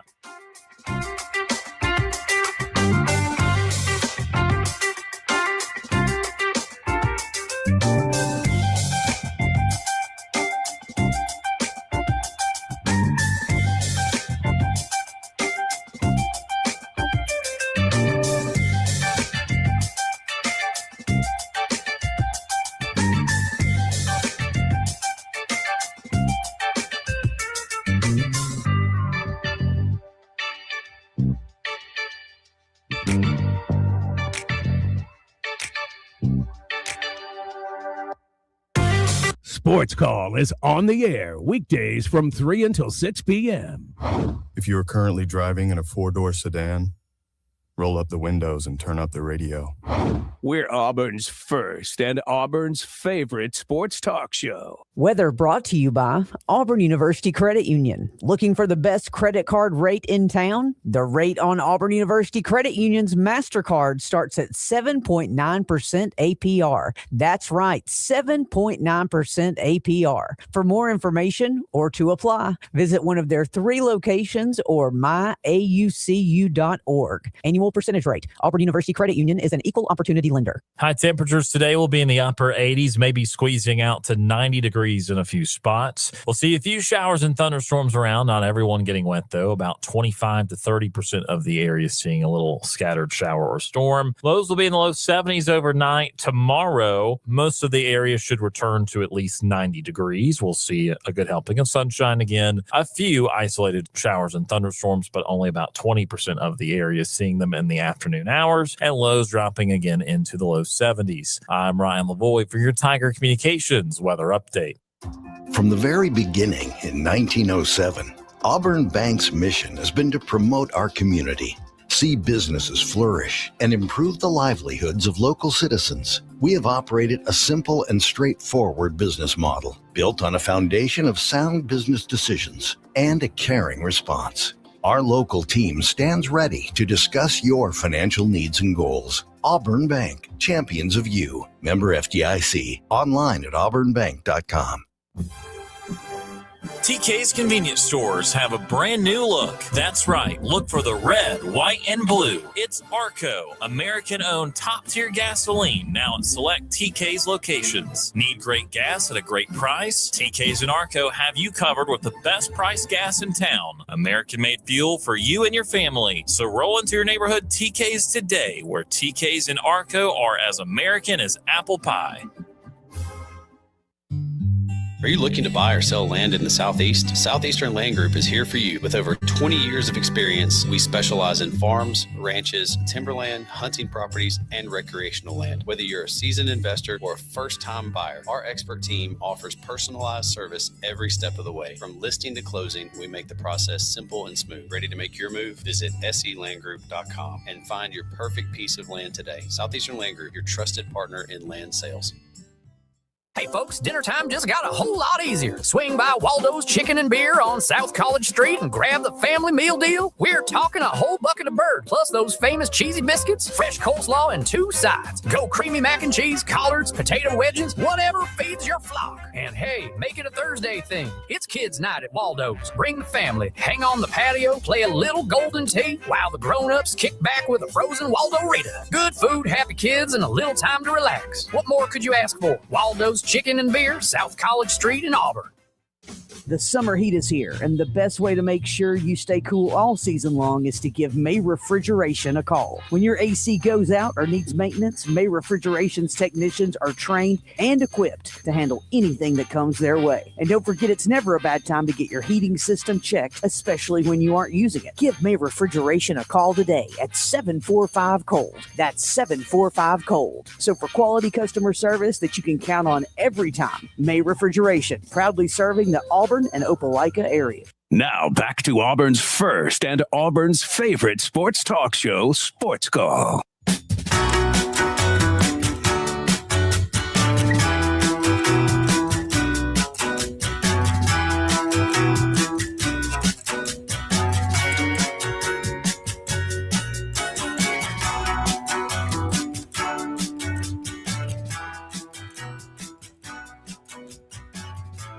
Welcome back. This is the Wednesday edition of Sports Call, Tiger 95.9, the Tiger.fm, and the Tiger Communications app. Ryan LaVoy, Tom Peavy with you here this afternoon. Connor Knight, run the board, taking your phone calls in our Auburn Bank studios. We also had Jared Dillard and JJ Jackson help out with the production of the stream today, because we are not only streaming audio-wise on the Tiger.fm and the Tiger Communications app, but also we stream now on Facebook and YouTube visually, so you can see our smiling faces if you so choose. And great smile from Tom right there. Yep. All right, let's go back to the Sports Call phone line, 334-887-3401 locally, or toll-free 1-888-9-TIGER-9. Next up, Jeff from Columbus. Jeff joins us. Jeff, how are you doing today? Man, I'm doing great, guys. I know you all got you're busy. I really don't want much time, but yeah, I've said this for years, and I don't, but they shouldn't even rank the teams until like maybe the third week of the season. You know what I'm saying? Yeah. I felt that, but, and why don't they? I mean, we've changed everything else about football. This should be something simple. Yeah, and I will admit, Jeff, my position on that has changed over the years, because a few years ago I was like, I understood that, they weren't the best thing in the world, but I think my stance was, I got to have some relative point. And then I realized here in the last year or so that relative point is so fabricated, it should be labeled useless, but it's not. Yeah. And so because it has value, it kind of messes up the beginning of the season, your perceptions of the teams and what's actually happening. So I have kind of gravitated in the last year or two towards it probably would be better just not to have any polls. And again, it's great fodder for us. We can dissect them and make 30-minute segments out of them. But, the reality is that they really just kind of bake preconceived notions into our brains that may or may not be valid. Well, that's what I'm saying, because you're 100% correct when, okay, I follow SEC football in the top 25, right, or top 10, the playoffs, stuff like that. But I do not watch New Mexico. I do not watch SMU, right?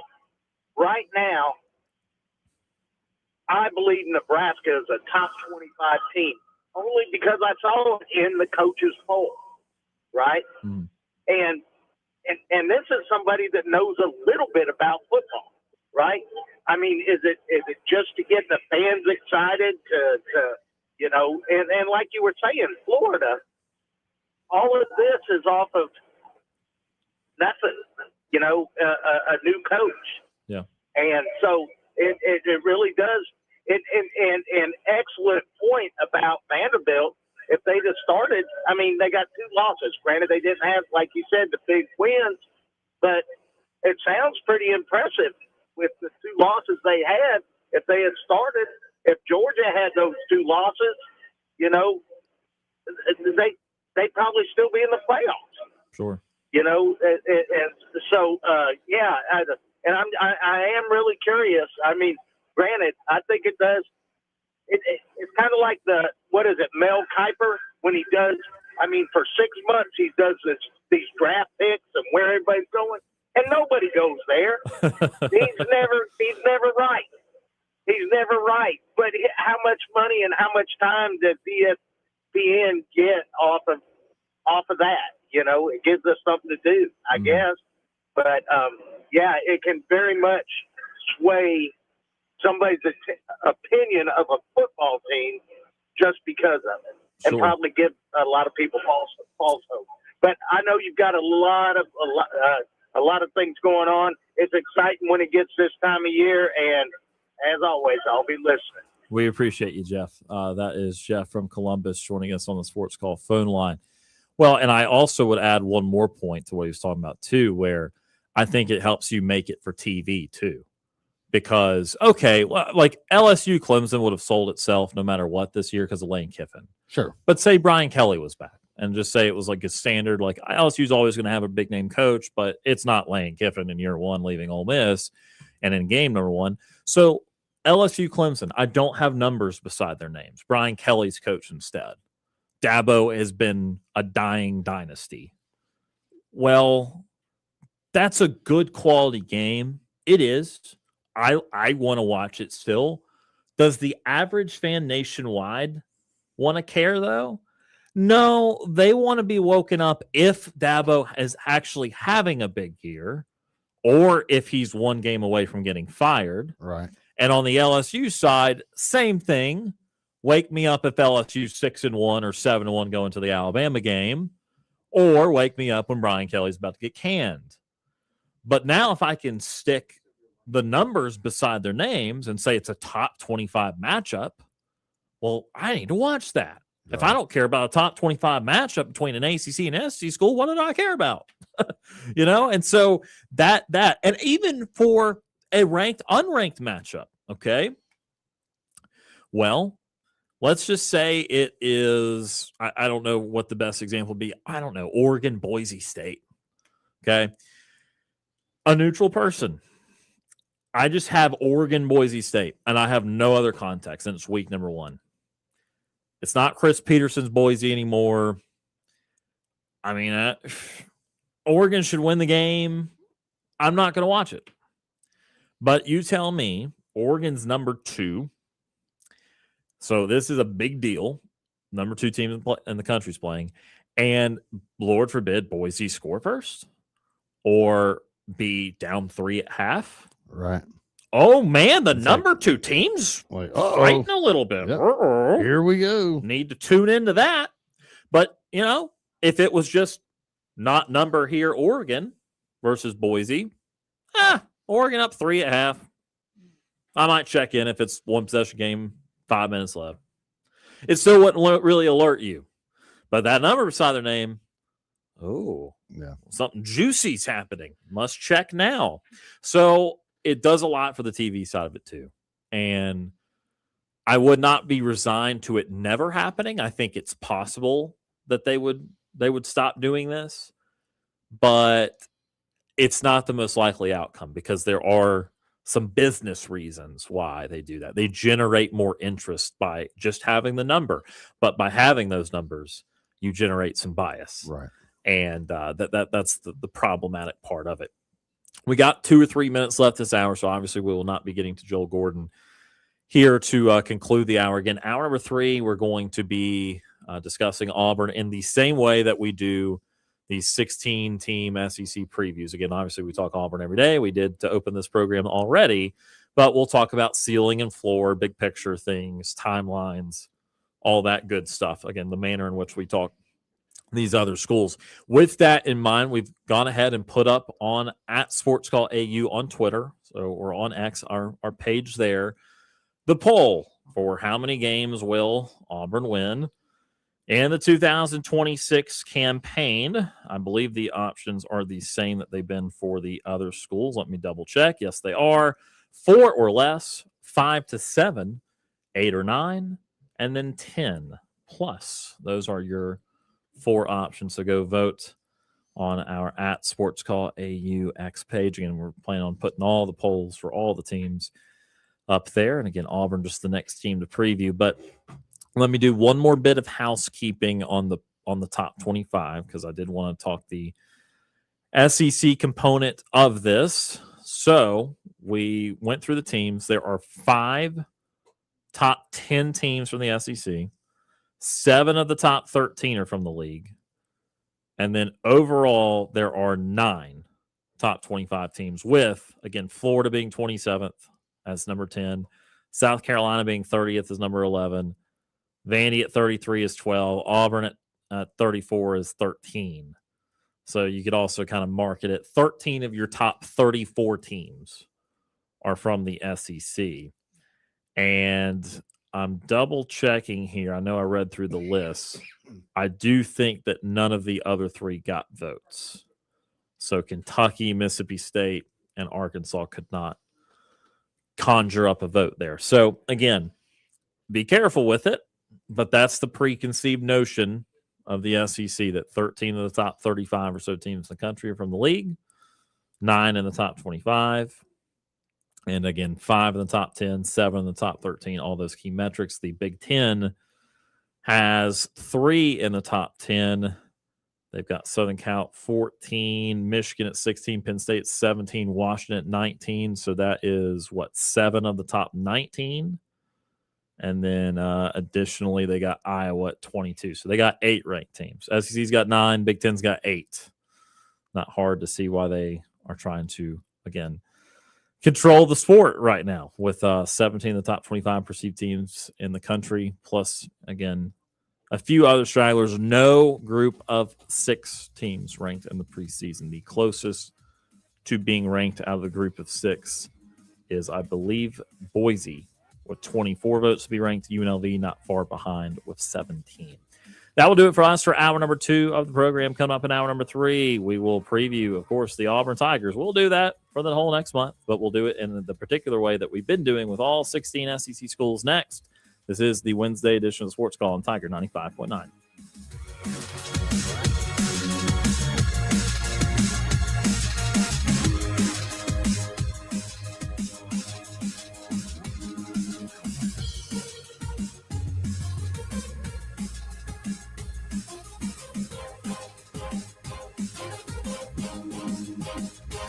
2 hours of Sports Call are finished. Don't touch that radio dial. We've got 1 more hour to go. Let Honey Baked Ham be your hero for all of your family gatherings. Our Honey Baked Ham is the star, but don't forget the sides. From creamy casseroles to mouth-watering desserts, Honey Baked Ham Company has everything you need to complete your celebration. Indulge in Honey Baked Ham's delicious, perfectly baked sides and decadent desserts. Just the right touch for any feast. Make your next meal easy, delicious, and unforgettable with Honey Baked Ham. Pre-order all of your favorites today or visit us at 1451 Gateway Drive in Opelika. Honey Baked Ham, where every meal is a memory. Looking for great deals while supporting a great cause? Visit Lifesavers Mission Thrift Store, conveniently located on East University behind Zaxby's. We're open Tuesday through Saturday from 10 until 5 with a huge selection of furniture, clothing for the whole family, books, home decor, and so much more. Have items to donate? We'll gladly accept donations at the back of the store from 10 until 4. Shop, donate, and make a difference at Lifesavers Mission Thrift Store, where every purchase helps change lives. TK's Convenience Stores, your gotta-have headquarters. You know, those things you just gotta have, but don't have time to waste in one of those huge pack stores. Nope, at TK's, we have your gotta-have items with no hassle, along with great customer service, high-quality items, and clean stores. So whether you need a six-pack of your favorite beverage, milk, gasoline, or some cash from the ATM, TK's has it just minutes from you. TK's Convenience Stores, now with 17 locations to better serve you. Always there when you need us. This fall, tune into savings at Jimmy's Car Stereo. With crisp autumn air and cozy drives ahead, make your rides even better with our top-of-the-line car stereos and accessories. From boom and bass to crystal clear sound, Jimmy's has the perfect upgrade to make your vehicle the ultimate fall soundtrack. Plus, make sure your football tailgate playlist is the best sounding on the plains with a new system from Jimmy's. Visit Jimmy's Car Stereo today at 908 Opelika Road in Auburn or online at jimmyscarstereo.com. Jimmy's Car Stereo, serving the community for over 30 years. Some beers are made to blend in. Blue Moon Belgian White was brewed to stand out. Crafted with Valencia orange peel for a bright citrus taste and a smooth, refreshing finish, it's the perfect way to elevate any occasion.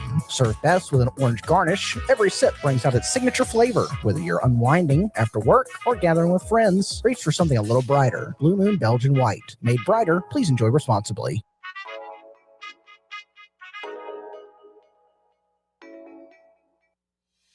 Memories are priceless. That mom's trip you've been talking about, flights, hotel, concert tickets, not so much. But that's where Max Credit Union comes in.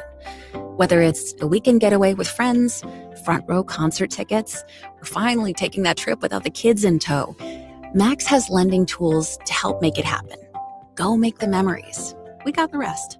Max Credit Union. Certain restrictions apply for qualified borrowers.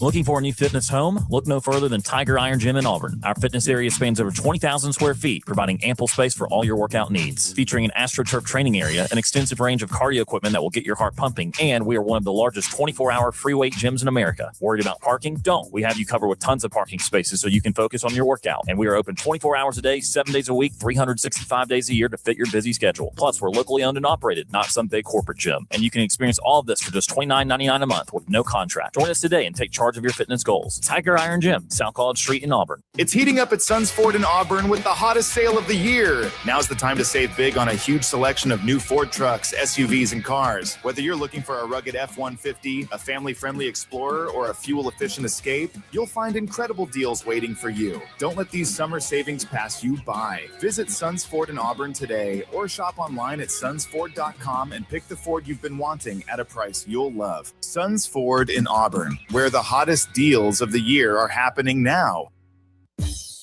Looking for great deals while supporting a great cause? Visit Lifesavers Mission Thrift Store, conveniently located on East University behind Zaxby's. We're open Tuesday through Saturday from 10 until 5 with a huge selection of furniture, clothing for the whole family, books, home decor, and so much more. Have items to donate? We'll gladly accept donations at the back of the store from 10 until 4. Shop, donate, and make a difference at Lifesavers Mission Thrift Store, where every purchase helps change lives. At Mid-South Bank, our banking philosophy is family comes first. You see, we're more than a safe place to put your money or get a loan. We're a place for you to put your trust. No matter what your financial needs, you'll come first every step of the way. Come in today at 519 East Glen Avenue or visit bankmidsouth.com to find out what the friendliest, most helpful bank in town can do for you. Equal housing lender, member FDIC. Hello friends, Tay Gibbs here at Fairway Auto Brokers. Hot days and hotter deals. Fairway Auto Brokers is turning up the heat this summer with 2 locations, one in Auburn and one in Opelika. Finding your next vehicle is easier than ever. Choose from our massive selection of over 125 vehicles in stock right now. Beat the heat and score an amazing deal today. Shop our inventory online at fairwayautobrokers.com. On Saturdays, we all wear orange and blue, but every day, Auburn University Credit Union is proud to serve the people who make this community strong. Whether you're opening your first account, buying your first car, planning for your future, or growing your business, we're here for every chapter, because at Auburn University Credit Union, you're more than a customer. You're a member. You're an owner. Your family. Auburn University Credit Union, rooted in Auburn, committed to you. To learn more, visit myaucu.org. Federally insured by NCUA. Equal Opportunity Lender. NMLS number 530633.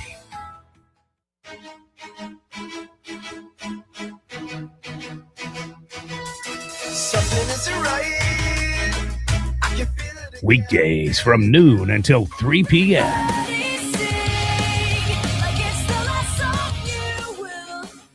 Join Tilly the Elder Emo for Flashback Lunch and all your favorite alternative rock in the afternoon. Only on Tiger 95.9 and on the Tiger Communications app. You're listening to Sports Call on Tiger 95.9 FM, WTGZ Tuskegee, Auburn.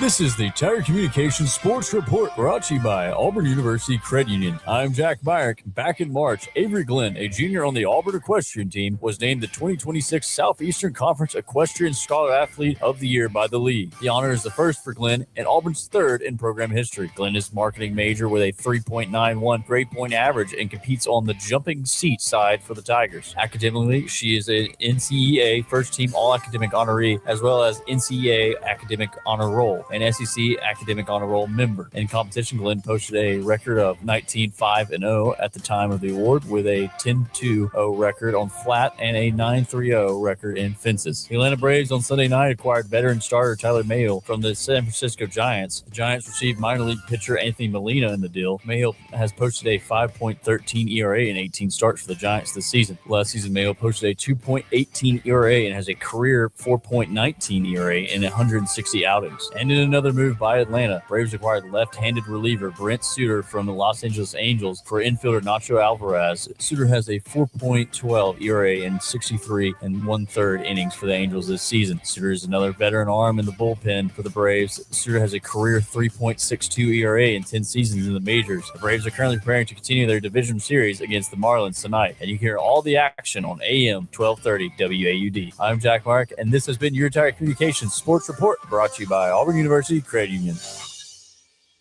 Auburn University Credit Union has partnered with Care Humane Society for the AUCU CARES debit card. It's free to you, and each time you swipe the card, AUCU makes a donation on your behalf. It's a win-win. For more information, visit myaucu.org. AUCU is federally insured by the NCUA and an equal opportunity lender. You're listening to Sports Call on Tiger 95.9 FM, WTGZ Tuskegee, Auburn. Whether you're leaving work, cruising around town, or listening on demand, we've still got some fun left for you. To be part of the show, give us a call at 334-887-3401 locally or toll free at 1-888-9-TIGER-9. Auburn's first and Auburn's favorite sports talk show has been on the air since 1995 and is ready for 60 more minutes of fun. Now, let's get this hour of Sports Call started.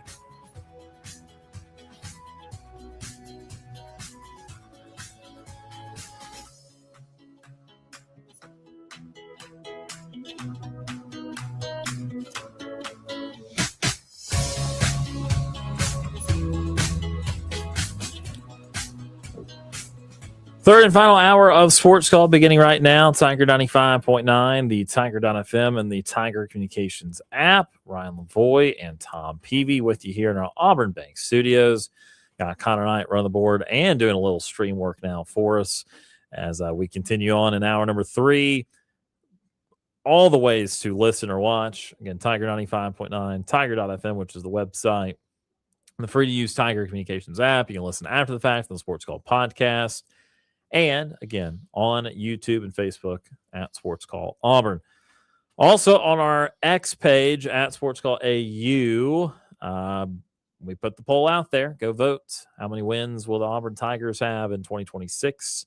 You got the 4 or less option. Please, God, no for that one. 5 to 7. You got 8 or 9, and then you've got 10 plus. All right. So again, we preview all 16 SEC schools, one per show, going in order from 16 to 1. We're up to number 12, and number 12 is the Auburn Tigers. So they are up today. Again, we have talked about this. We are part of the voting SEC media because it is those that attend SEC media days. We did not vote Auburn 12. Do not yell at us. I think, Tom, you had them 9. Or no, you didn't vote, but you said you would have voted them about 9. Yeah. Because you did not turn in their ballot, and you're supposed to turn in your do ballot. it. I don't do it any. Stop going to Ybor City. I know. Sorry. That's okay. I'll forgive you. That was at night. So Tom would have had them 9. I would have had them, or I did have them 10. I voted them 10th. For what it's worth, I voted South Carolina in the spot at 12. I voted Florida 11, Auburn 10. We said in the coaches poll they're technically 34th. I think that realistically, Auburn having had 5 straight seasons without a winning season, it's just such a damaging period of time for the national perception. And there is going to have to be a bit of prove it, and there has to be. And again, I'm not saying that's unwarranted or unfair. It is how it is, and it's how it should be. They've got to prove something, even with a different coach. As we've done with the other schools, we'll again look at it in that format. So last season, to rehash, bring up old skeletons, there were a lot of winnable games in there, and they blew those opportunities. And the issue I had was, and I hate to say this because it's you never want to be that guy, but the Kentucky game was actually a very freeing experience afterwards. Yeah. It was so necessary for people of power and decision makers to open their dadgum eyes. Rip that Band-Aid because off. We were talking on this show during the season, and we had it on very good authority, and that good authority given to all those that cover the team. This is not just us, but that Auburn administration was casting some of the blame for their season on the officiating. Right. And they were making it a scapegoat, and they were buying the Hugh Freeze close narrative because of that. We're close. You could not buy that after the Kentucky game. There was nowhere to run, nowhere to hide, no argument to be had that you were actually close. You were close to being close. I don't even think you were close to being close. Yeah, I mean, like it just was terrible, and he had taken it literally. Oh, we lost this game in a close fashion. Oh, we lost this game in a close fashion because Auburn did in fact lose 6 one-possession games last year. The only game that was not one possession was Georgia, 20-10. Of course, we all know that Auburn was inches or a different call away from being up 17-0 in that game, in which they would have at least not lost by 2 possessions. I don't know if they would have held on or won or not. It is useless to try to figure that out. But then, again, lose a Missouri game close. And, again, obviously the Kentucky game. Vandy, one-possession game. Alabama, one-possession game. They were who they were. They were going to be competitive, but they were not going to win anything. So before we get into this team, again, and I know obviously some of this will be repetitive and some redundant because we talk about the team often, obviously. But before we get to the team, before we get back to the schedule, all the things that we've done in roundabout ways, timeline-wise, let's talk about this. We've mentioned ways in which we think this season can be successful, both with a win total and both with how it looks or feels. Tom, what is your 3-year outlook for what this program should be, what it should be doing? I mean, 3-year outlook. You should be in 3 years. You should be. I'm not going to say winning a national title, but you should definitely be in the playoffs.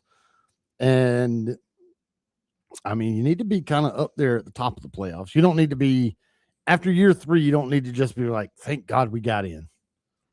You need to, by year 3, I think you ought to have yourself firmly within that top 12, not sniffing at it and you might get in after year 3. Is that kind of what you're asking me? Yeah. And also, but give me the roadmap. Year 1, you're on schedule. If you do what? Year 2. Oh, sure. You do what you need to do to still be feeling good about the program where you're at. Well, I mean, year 1, you got to make a bowl game. Okay. Year 1, you got to make a bowl game. You can't have this losing season, this losing mentality. So 7-6 or better. Make a bowl game. Yep. Yeah, that'll get you started. Make a bowl game. I guess. So now I'm going to kind of backtrack a little. Okay. But just slightly, because this is kind of the roadmap. Year 1, make a bowl game, but it's kind of one of those like lower level bowl games. You're like, okay, thank God we got a bowl game. Year 2, it's like, bowl game. We're going to like Orlando. You just missed, but you're in one of those. So like a 9-3 type of thing? Sure. Okay.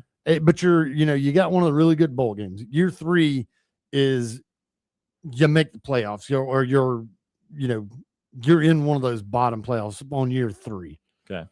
So by year 3, you need to be right there sniffing those playoffs. I'm not going to say by year 3 you're up at the top of it.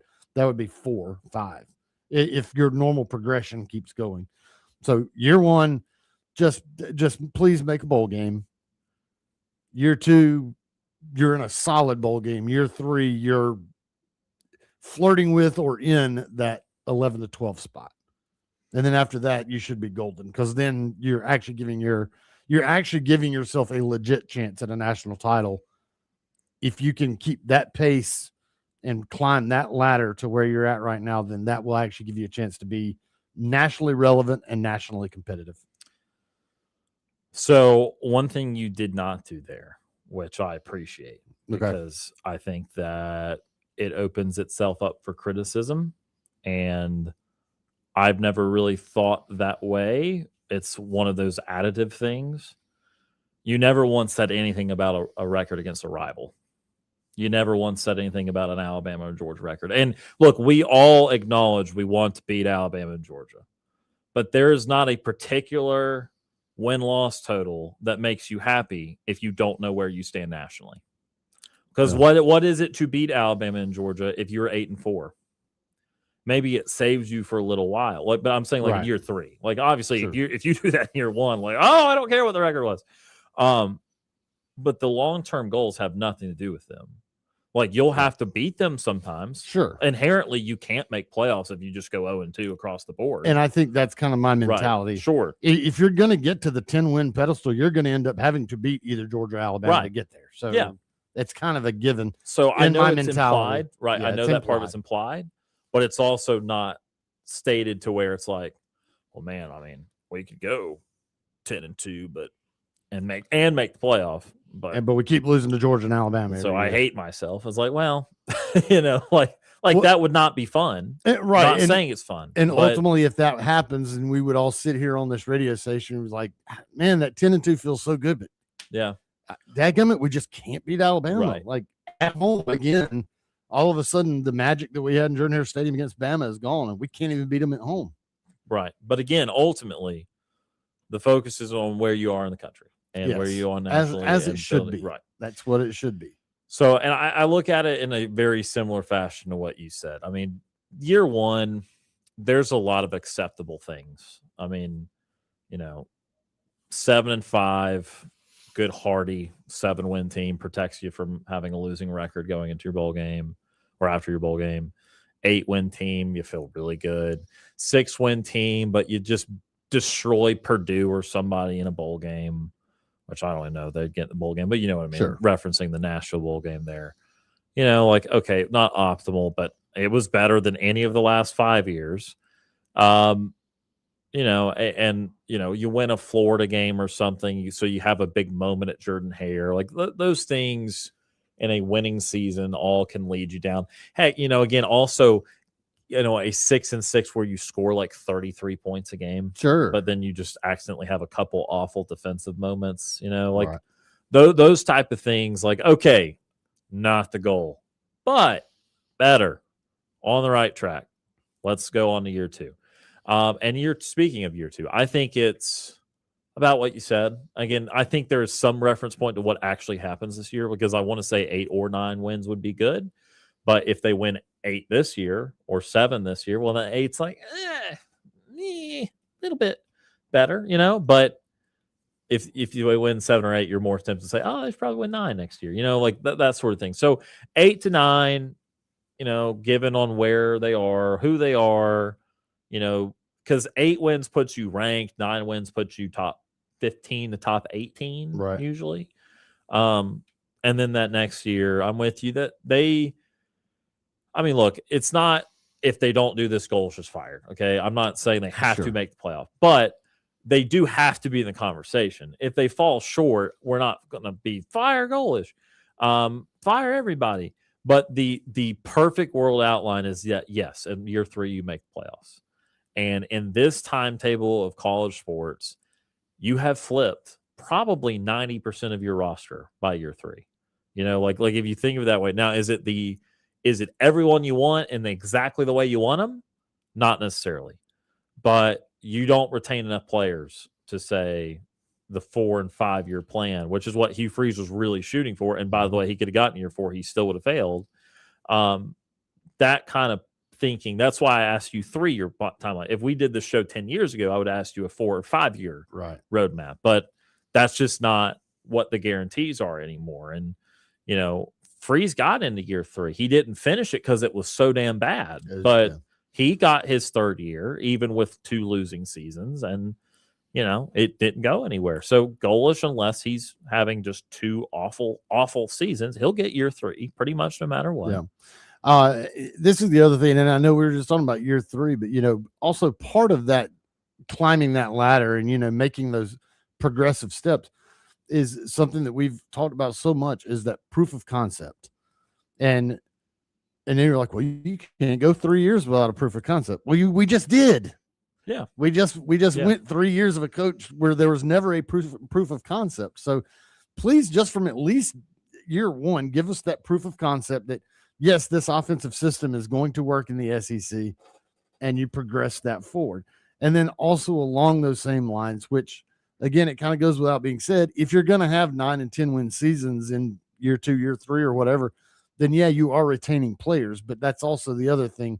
The other caveat in there is that, yes, proof of concept, but also proof of concept of being able to get guys to buy into this program, and that you are not having to scramble to redo the roster every single year. And then it's just an uphill trudge to put your roster together. You need to be able to keep these guys here, avoid the transfer portal, which is obviously not going to be a thing, or not going to be a major thing if you're successful. But, you have to be able to prevent bleeding off a lot of guys. You would think that would happen with winning, but again, it's baby steps. If you just win 7 this year, hey, that's progress. But there's a lot of these dudes that might like, nope, I'm going to go to greener pastures. We only won 7 last year. I'm going to go to Ohio State and try to win a title this year before I have to leave school. But you got to be able to prevent those things, whether you can or not. Because 7 is progress, but for a lot of these players, it's not going to be good enough to keep them here. Yeah. But you've got to be able to. You also have to be able to recruit these high school kids and go, hey, listen, I get it. We only won 7 or 8 games last year. It's like, that's the progress that we're looking for. I need you to come here and help us get to the 9 and to the 10. And so that's the other thing that's going to happen for that 3-year progress to happen, is keep your players here and keep recruiting the high school kids at a high level, even though the double-digit wins may not be there on paper. To be fair, my one rebuttal on the portal, and again, I've evoked this. We will get back on track with this year, obviously, in a moment, but we've not really done much road mapping, honestly. We have been thinking primarily about this year. Is that offensively, to be fair, whatever the record is, half their guys are out of eligibility anyway. Oh, yeah. And some of the other guys that aren't have followed out schools from South Florida. I think the offense could be kept intact. Your question would be, what did the defense do? Is DJ Durkin back again? Those players happy, that sort of thing, because they have a bunch of younger players, right? Less South Florida influence on the defense, more Auburn retention on the defense. So I think in a 6 or 7 win season, that's debatable. But have also been recruiting at a bit of a higher level on the defensive side of the Yes. guys. So you're getting yes more yes. of the blue chip guys that you're getting are defensive guys right now. Right. So that helps. Sure. So, that side of the ball would be very interesting. And because even someone like Xavier Atkins, who has eligibility remaining, but he would leave for the NFL draft. Yeah. If he has the year we think he's going to have. So I don't know. We'll see. But anyway, so that's kind of the next couple of years.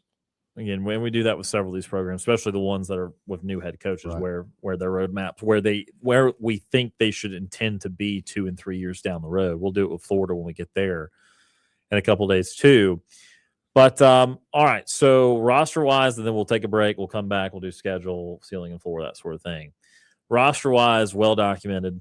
Again, you're going with continuity on offense, and it's, again, in a way that's you wouldn't think of. Usually, continuity on offense is, oh, everyone's back on the team. No, everyone was on a different team with that head coach, and now they are all over here. Again, I get the inkling. We'll see. Again, they were playing Deshaun Spencer a lot in the slot in practice. Again, he could be a starter. I think the other 2 receivers, though, could be South Florida transfers. I think you're starting, again, at least Cole Best, maybe Cole Skinner also. So you'd be doing 2 South Florida transfers up front, obviously Byron Brown. So I'm thinking maybe 5 of your 11 starters USF transfers. Yeah, I think that's right. 5, with other guys going to factor in with playing time. I think that I asked the question a couple of weeks ago if you felt better about the offense or the defense, and I think that's still a interesting, worthwhile debate, because I see worlds where both are good, and I don't want to see the world where the offense is subpar, because Auburn needs it not to be, with all the struggles they've had. But I also kind of admit it's hard to see the defense being subpar, because we've seen DJ Durkin now for DJ Durkin's a few good. years. He's a really good defensive coordinator. So, and some of these guys are young. They lost a couple of their DBs they really wanted to hold on to, but the rest of this was natural. Like they knew they had to lose Keldrick Falk and Kieron Crawford. That's not a shock to them. The shocks were again like Kay and Lee or somebody, but it was not shocking to lose the lineman. They had to. So I think they're good. The bottom line is, like, I think they've got a chance to be good on both sides of the ball, and that's what people can get optimistic about. I think they both have a chance to be good on both sides of the ball. But if you ask me right now, which side am I more comfortable with? I'm definitely more comfortable with the defense, because that's a known commodity. DJ Durkin is a known commodity. These guys that are on this defense are known commodities, and they're very, very good players, and they have a chance to be, once again, an extremely good defense. Offense, yes, I think it's going to be good. I think the continuity is great. I think the fact that the quarterback knows the system, almost all the wide receivers know the system, most likely your center knows the system, and they're helping teach all these other guys. So the learning curve of learning this offense is very minimal because of all that. I like all that. But I don't know. I don't know what this is going to look like against SEC defenses. I know what Auburn's defense is going to look like against SEC offenses, and it looks good normally. So that's a known. And so I feel more comfortable there. And I also think a lot of that is because we've just, for the last few years, have just been so daggum burned by bad offense that we thought it's like, this is the year Jackson Arnold is going to win the Heisman Trophy. Like, stupid. Yeah. This is the year that this guy's going to have a breakout year. Stupid. Yeah. We've just been burned by it so many times now that it's like I have all this confidence that this offense is going to put up the numbers and it's going to be like, thank you. But I don't know, because we've just been burned so bad that I have this god awful fear that you get into the Baylor game and we scored 14 points and we're like, good Lord. Yeah. Like, dang, here we go again. I will say the question is different, though, offensively, because it's not, will Peyton Thorne regain what he had the good year at Michigan State? It won't be, will Jackson Arnold realize what he could have been out of high school? It'll be, does this translate? Yeah. Which is a different kind of question, because, like, you can say what you want about the American, again, blah, blah, blah.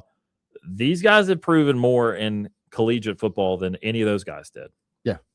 So you're just asking, does it translate properly? Does everything they're trying to do, does the speed, does the athleticism, does the wonky throwing style? I'm just kidding. Does the throwing style, does all of it translate to production at this level? Right. And so it is a different question, but it's still a question. And it's a question. It's more of a question on the offensive side than a question on defense. The only question on the defense is, can they be as good as they were last year? And that's what gives me confidence in this team. And that's why when we get to floor and ceiling, you'll see what I'm talking about. Okay. Look, we talked about it last year. We went through this whole schedule. Auburn did not give up more than 24 points to any team until Vanderbilt. And that was when DJ Durkin was trying to be the head coach and the defensive coordinator. And it was Diego Pavia, and they were putting up a bunch of points. And I think his brain probably got so turned into so many different directions that he really couldn't focus on it, I guess, maybe. But you didn't give up more. You gave up 24 twice. And other than that, you did not give up over 24. And it was the funny and sad when they would show that thing on ESPN all the times, like 4 teams whose defense have not given up more than 24 points all season. Ohio State, Indiana. There was another one, Miami, maybe. Could have been. I think it was Ohio State, Indiana, Miami, Auburn. Like, these were like 1, 2, and 3, and Auburn was not even ranked. And I'm like, oh my gosh. And like, that is so bad on so many levels that our defense can be that good and that dominant, and our offense is so damn bad that we're not even ranked, and yet we are up here with these 3 teams on defense. That stat was like, if you've ever seen the picture, the meme of the pasture, and there's a bunch of sheep in there. Right. And then there's a dog that looks a lot like a sheep. Sure. But it's in there, and it's like, what is the dog doing in the sheep pen right now? That's what that stat was. Is what is Auburn doing in a stat positive with Ohio State, Indiana, Miami? I just imagine the field with like 3 like alpha wolves, and then this like mangy one-legged runt of a wolf over here that's like about to die. Oh man. All right, let's take our first time out here at the 5 o'clock hour. When we come back, we will do the ceiling and floor, and another chance to predict what the win total will be for Auburn in 2026. And you can go vote on that on our X page at SportsCall AU. The program returns after this timeout.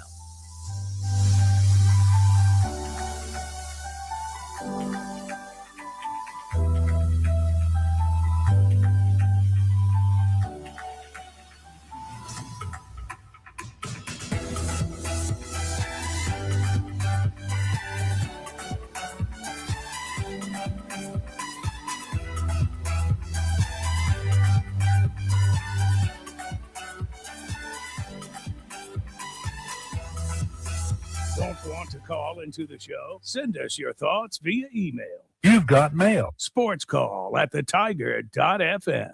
Weather brought to you by Auburn University Credit Union. Tiger Rewards checking at Auburn University Credit Union gives you the tools to manage your credit, monitor for fraud, telehealth services, loan discounts, and more. Visit myaucu.org for more details. Federally insured by the NCUA, Equal Opportunity Lender. High temperatures today will be in the upper 80s, maybe squeezing out to 90 degrees in a few spots. We'll see a few showers and thunderstorms around. Not everyone getting wet, though. About 25 to 30% of the area seeing a little scattered shower or storm. Lows will be in the low 70s overnight. Tomorrow, most of the area should return to at least 90 degrees. We'll see a good helping of sunshine again. A few isolated showers and thunderstorms, but only about 20% of the area seeing them in the afternoon hours. And lows dropping again into the low 70s. I'm Ryan Lavoie for your Tiger Communications weather update.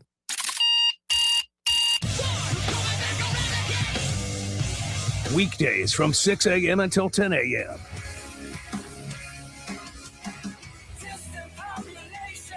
Make sure you listen to the Weekday Rush with James Chandler on Tiger 95.9 FM and the Tiger Communications app.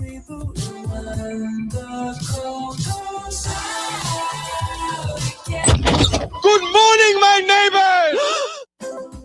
Hey Auburn, why stress about dinner tonight? Just cruise down South College Street and roll through the drive-thru at Waldo's Chicken and Beer. Grab the Feed the Flock meal. Yeah, we're talking 12 crispy tenders, warm cheesy biscuits, fresh coleslaw, and not one, but 2 delicious sides. Mac and cheese, collards, wedges, you pick your groove. And don't forget, 6 sauces to mix, match, and dunk your way to flavor heaven. Skip the cooking, feed the whole crew, and keep your night smooth. Waldo's Chicken and Beer, South College Street in Auburn. Drive through and dig in.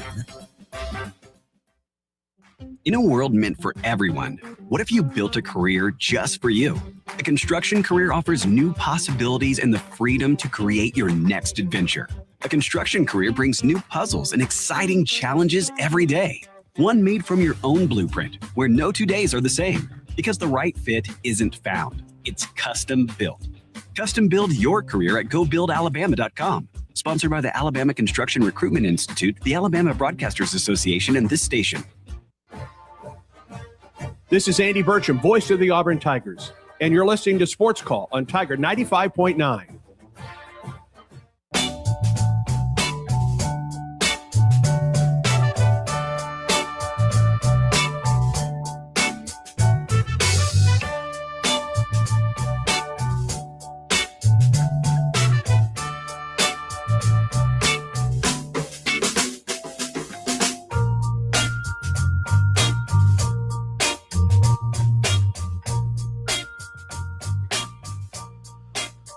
Welcome back. This is the Wednesday edition of Sports Call on Tiger 95.9, the Tiger.fm, and the Tiger Communications app. Ryan Lavoie, Tom Peavy with you here today. Connor Knight been running the board for us, taking your phone calls. Again, mentioned this at the end of the 4 o'clock hour. We're not going to get to Joel Gordon today. Again, we were yapping about the top 25. And we were talking football. We were talking ball. So we will play that tomorrow, though, for sure, and still plan on playing the DJ Durkin audio before the end of the week also. But move Joel Gordon to tomorrow. All right, so ceiling and floor time for Auburn. Of course, I know you know the schedule by now. We will say it again anyway.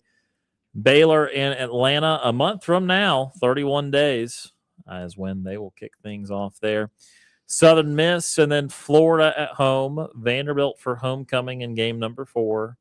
In Knoxville for game number 5 at Neyland Stadium for the Tennessee Volunteers. Bye week. Hopefully Auburn can get that one at Georgia. Tigers have had no fun there in a long time. October the 24th, the biggest home game of the year, or at least the highest ranked team we think will come into Jordan-Hare Stadium in 2026, LSU and Lane Kiffin. Halloween, a trick, not a trick, a trip, maybe a trick. A trip to Oxford, Mississippi, to take on the Ole Miss Rebels. November the 7th, hosting Arkansas. November the 14th at Mississippi State. November 21st, hosting Samford for Senior Day.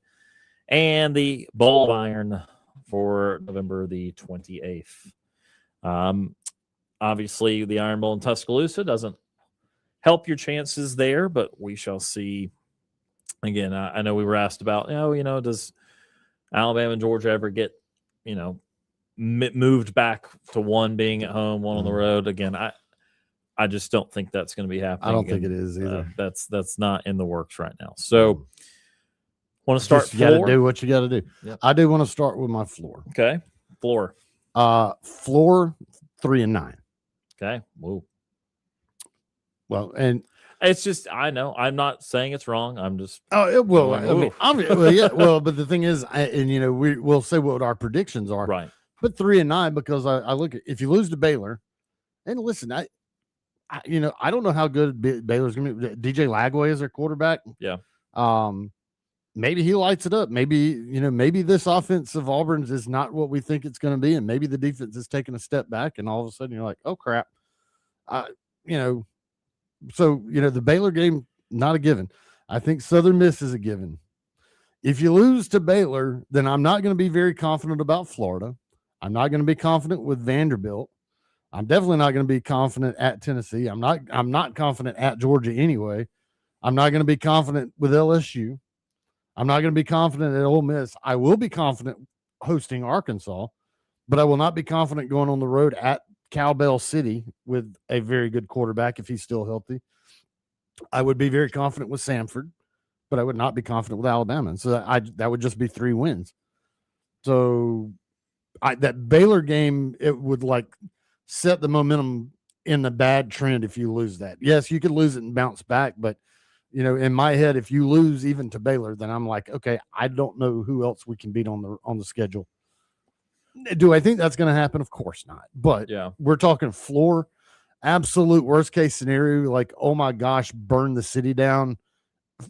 Obviously, you would not fire Alex Golesh, but if he goes 3-9, everybody's already going to have the pitchforks out, and he's like, nope, get him out of here. This is a disaster. This stupid South Florida guy, go home. And that's true. That's what people would be saying. I'm just saying, yeah, but that is absolute floor. Just hair on fire. Worst case scenario. So yesterday when we did Vandy's floor, I went 4-8. So to me, I'm not going below 4-8. I think 4-8's the floor for Auburn. I think, as with usual, and this is I say the same thing with my ceiling, is that if you take every single game individually at face value, then yes, you can find all sorts of losses and wins, but then you have to bake into the quality of team that you're talking about and say that you group a few games together and say in a worst year, you lose most of these, but you still don't lose all of them. And in the best year, you win all these. And then you look at another group and say you win some of them, but not all of them. So, I get what you're saying. I think that there's definitely a world where they can lose those games. But I think in the total, yes, Southern Miss and Stanford, the obvious wins, no matter how you slice it. I do think they'll beat Arkansas, really, no matter how you slice it. So really, you're looking at that grouping of Baylor, Vandy, and Mississippi State. And I just can't, even in their worst year, I can't see them losing all those games. At least one of those teams, maybe 2, and maybe even 3, will all miss a bowl game. And if you're talking about 6-win-ish teams, give or take, I just think that, Kentucky's shown us in recent years, most teams show us that you don't lose all those. So I'm going to go a floor 4-8. Again, whether it be, worst case scenario where they do lose to Baylor, but then they can get Vandy, or whether they go on a little winning streak, Arkansas and Mississippi State, something in there. So I'll go floor 4-8. The other thing is, with that floor that I have at 3-9 would almost be a replication of last year. Because they won 5 last year. Yeah, but your only SEC win was Arkansas. Sure. You did beat Baylor. You beat Baylor, but Ball State, South Alabama, and Mercer were your other wins. And so you don't have that type. You have to play another SEC team this year. Again, I'm not saying that, but you lost to Vanderbilt last year. You lost to Kentucky last year. You're only, A&M. You lost to Oklahoma, lost to A&M, lost to Georgia, lost to Missouri. Yeah, your only win was Arkansas. So if you go 3-9, you're basically replicating that, except you're also adding a Baylor loss into it. Yeah. Again, I think that's what's going to happen. No, but that floor is realistic because we damn near saw that last year with a very, very good defense. Yeah, and an incompetent offense. Well, but see these other teams that have won 5 games from Auburn. Sure, they've traditionally. been down a non-con game because they've lost to a Penn State, for example, got swept or that sort of thing, lost to Cal one year. And so yet they still won a couple conference games. Mm-hmm. So I still think that, again, it's all part of the same equation where even when it's a bad Auburn team, you don't lose every single game. Oh, yeah. You pick up a couple of a grouping of games. And even if that means you don't win your non-con game, well, then that's the year they win 2 conference games instead of 1. So, again, we're going literal versus, Sure. Oh, yeah. Well, like I said, that is just the absolute doom and gloom. It would be an absolute repeat of last year, except you add a Baylor loss in there. That would be the floor. Do I think that's what's going to happen? Absolutely not. But that is just absolute worst case scenario. Yep. All right. So ceiling time. Now I'm going to go complete opposite. 10-2 is not going to happen, but there is a legit world that does happen, or that you are in position for that. 7 is legit. So like 7 wins is absolutely legit. And I think there's a world for 8. If there's a world for 8 and you're that good, then maybe you sneak on another team, which would mean that you have to either beat Georgia or Alabama. And there is just that chance that Alabama may not be very good this year. Maybe. So again, is 10 going to happen? No. But, if you're thinking that scenario, I think there's a legit chance that Auburn starts 5-0. Baylor, Southern Miss, Florida, Vanderbilt, and then I think you can go on the road and you beat Tennessee, a Tennessee team that you're just like, they may be good, they may not be good. Maybe Auburn has gone 4-0 and they've got a lot, rolling, and they roll in feeling hot against Tennessee. You get LSU here. Maybe you still won. Arkansas, Mississippi State, Samford. There's 9.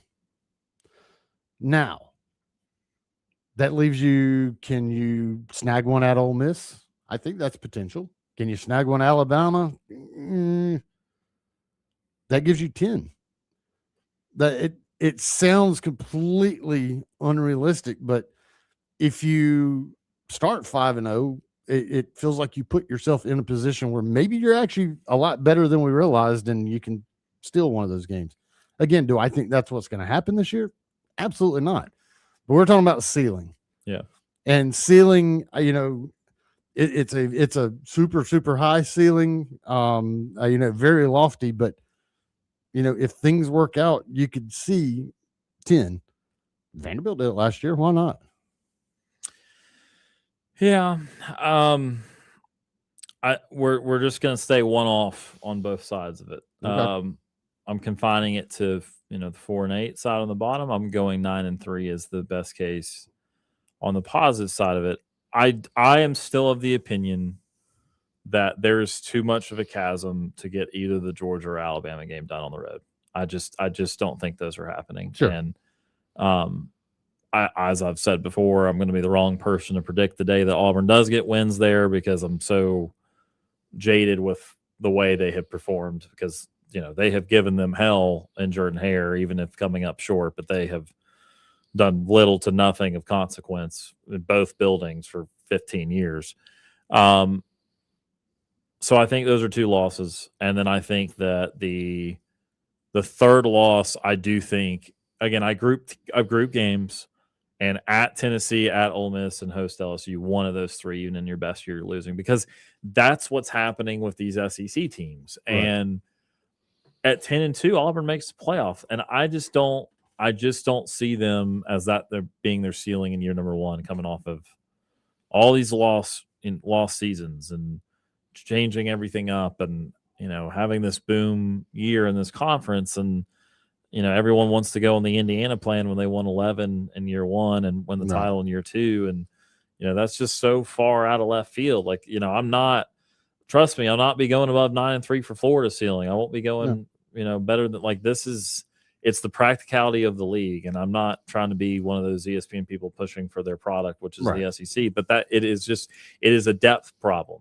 And the problem is when you are having a good season, you just don't get breaks, you know, and the Big Ten doesn't get many breaks either. It's the ACC and Big 12 where you get a bunch of breaks. But and I guess the whole reason that because I mean, in my head, I was 9. Yeah. That was my 9. And then I look at the schedule and I'm like, well, you know, if I'm saying 9, that still leaves one of those of like, damn, you know, if you're good enough to get 9 wins, it's like you're going to be a pretty good team. You know what that sounds like to me, though? Sounds like a gambler. It's like, this one right. I might as well go ahead and do one more. But it's kind of one of those. If you're good enough to be a 9-win team, and you look at the rest of those teams, it's like that's going to put you right there, even with one of those, and maybe it gives you the chance to steal one of those. So maybe they give 10. So it was like, again, do I think that's what's going to happen? No. Yeah. But you know, there's that world. I see that world where Auburn could win 9 games, and I guess in my head, I'm like, well, if you won 9, then yeah, there's a possibility that you get another one of those along with the 9, and sure, ta-da, you've pulled off a Vanderbilt. Oh, I want us both to be wrong. Can't believe I'm saying that. I want us both to be wrong and to be 11. You know, I mean, like obviously we want to be. Well, and that's the thing. You go down that rabbit hole. It's like, well, I mean, if you're good enough to win 10, then you're good enough to win 11. And if you're good enough to win 11, then that's why 12. I'm like, okay, it's like get away from the poker table, just stop. Get away, right? Cash out. Yeah. All right. So again, we did predict Auburn records. I don't know, it was like 2 months ago now, or at least a month ago. I think it's 2 months ago. Back then, I had 7-5 for Auburn. Tom had 8-4. Mm-hmm. So anything to change that? Still at 8-4? I'm still at 8-4. And I don't want to say that, you know, the Baylor game is going to change my mind. I mean, Auburn won that one last year, and it won't change my mind unless they lose. Exactly. Yeah. If they lose, then I'm going to be like, oh Lord, we're about to go 3-9. Like I said, the bottom. It's going to take. Well, it's going to take the Florida game until I'm absolutely convinced. Now, what I will say is between Baylor and Southern Miss leading up to that, if it looks like that proof of concept with offense is there, and it's okay, cool. I still felt like that, you know, even with the Baylor game, you know, Baylor, Ball State, South Alabama, yeah, I mean, they were putting up points. I don't know. I don't know. It never really felt all that great. Well, you know, okay, so, but here's the other thing about, okay, you're talking about how they look in the first 2 games. Yeah. Auburn's not in a box here. And what I mean by that is Auburn could be making you feel actively better or worse about certain games, but the team they play down the road is also playing right now, maybe making you feel actively better or worse. So, like Ole Miss playing Louisville really early, like I think it is game 1. I think it's that Sunday. They're playing at the same time as Notre Dame. If Ole Miss beats Louisville 52-10, a Louisville team that has had Jeff Brom give them 9 and 10 win seasons the last 3 years. Okay, I don't prove Ole Miss is winning a title, doing this, that, and the other thing. I know they're not a slouch. I know Trinidad's locked in. They ain't missing Charlie Weiss and Lane Kiffin right now. But if Ole Miss, like 2015 Auburn did, is uncomfortable and having to grind out a 60-minute game against Louisville, that tells me that's getting more doable. You know, like those type of things. And, you know, what Tennessee will be doing, you know. At Georgia Tech. Yeah. You know, like that's a quality game. I would say something similar. Tennessee smacks around Georgia Tech. That means a little something. If they lose or have to kick a field goal late, win, that would be a little nervy. So anyway, you know, it's both teams are, you know, it's a slider for 2 teams, not just one. They also play Tennessee, also plays Texas before Auburn. Yeah. And they got to play Ole Miss has LSU. I mean, they have all kinds at Georgia Tech and host Texas before they get to Auburn. Yeah, so you'll know. You'll know a lot about Tennessee. You're not going to know squat about Florida until they play Florida Atlantic and Campbell. Yep, they're Go on the Camels. Indiana plan. Oh, yeah. Up until that point. Get them, Camels. I didn't get to this today, but like there was a reschedule for a big non-conference series, and Indiana was supposed to play Notre Dame or Southern Cal, one of the two. I can't remember now. Notre Dame and Southern Cal are going to play each other, which is awesome. And again, I want to get in that tomorrow's show, but now you look at Indiana's future non-con. It's like I think they've got Toledo, and that's their best. It's terrible. Again, I'll go through that another day. But yeah, I'm not changing from the 7-5. Again, the point of decision for Tom and I differing is the Tennessee game. But again, I think 8 and 6 are pretty. 6, 7, and 8 is the range for me. I think one of those three will happen. Yeah. I do not think they will only win 5. I think they will go bowling. I do not think they'll obtain my ceiling, which is 9. So I think it's between 6 and 8. And I 100% agree with you. And the key points there are that Florida game, the Tennessee game, and to a lesser extent the I don't know, you go Baylor or Vandy, but those kind of games decide the 6 to 8 part.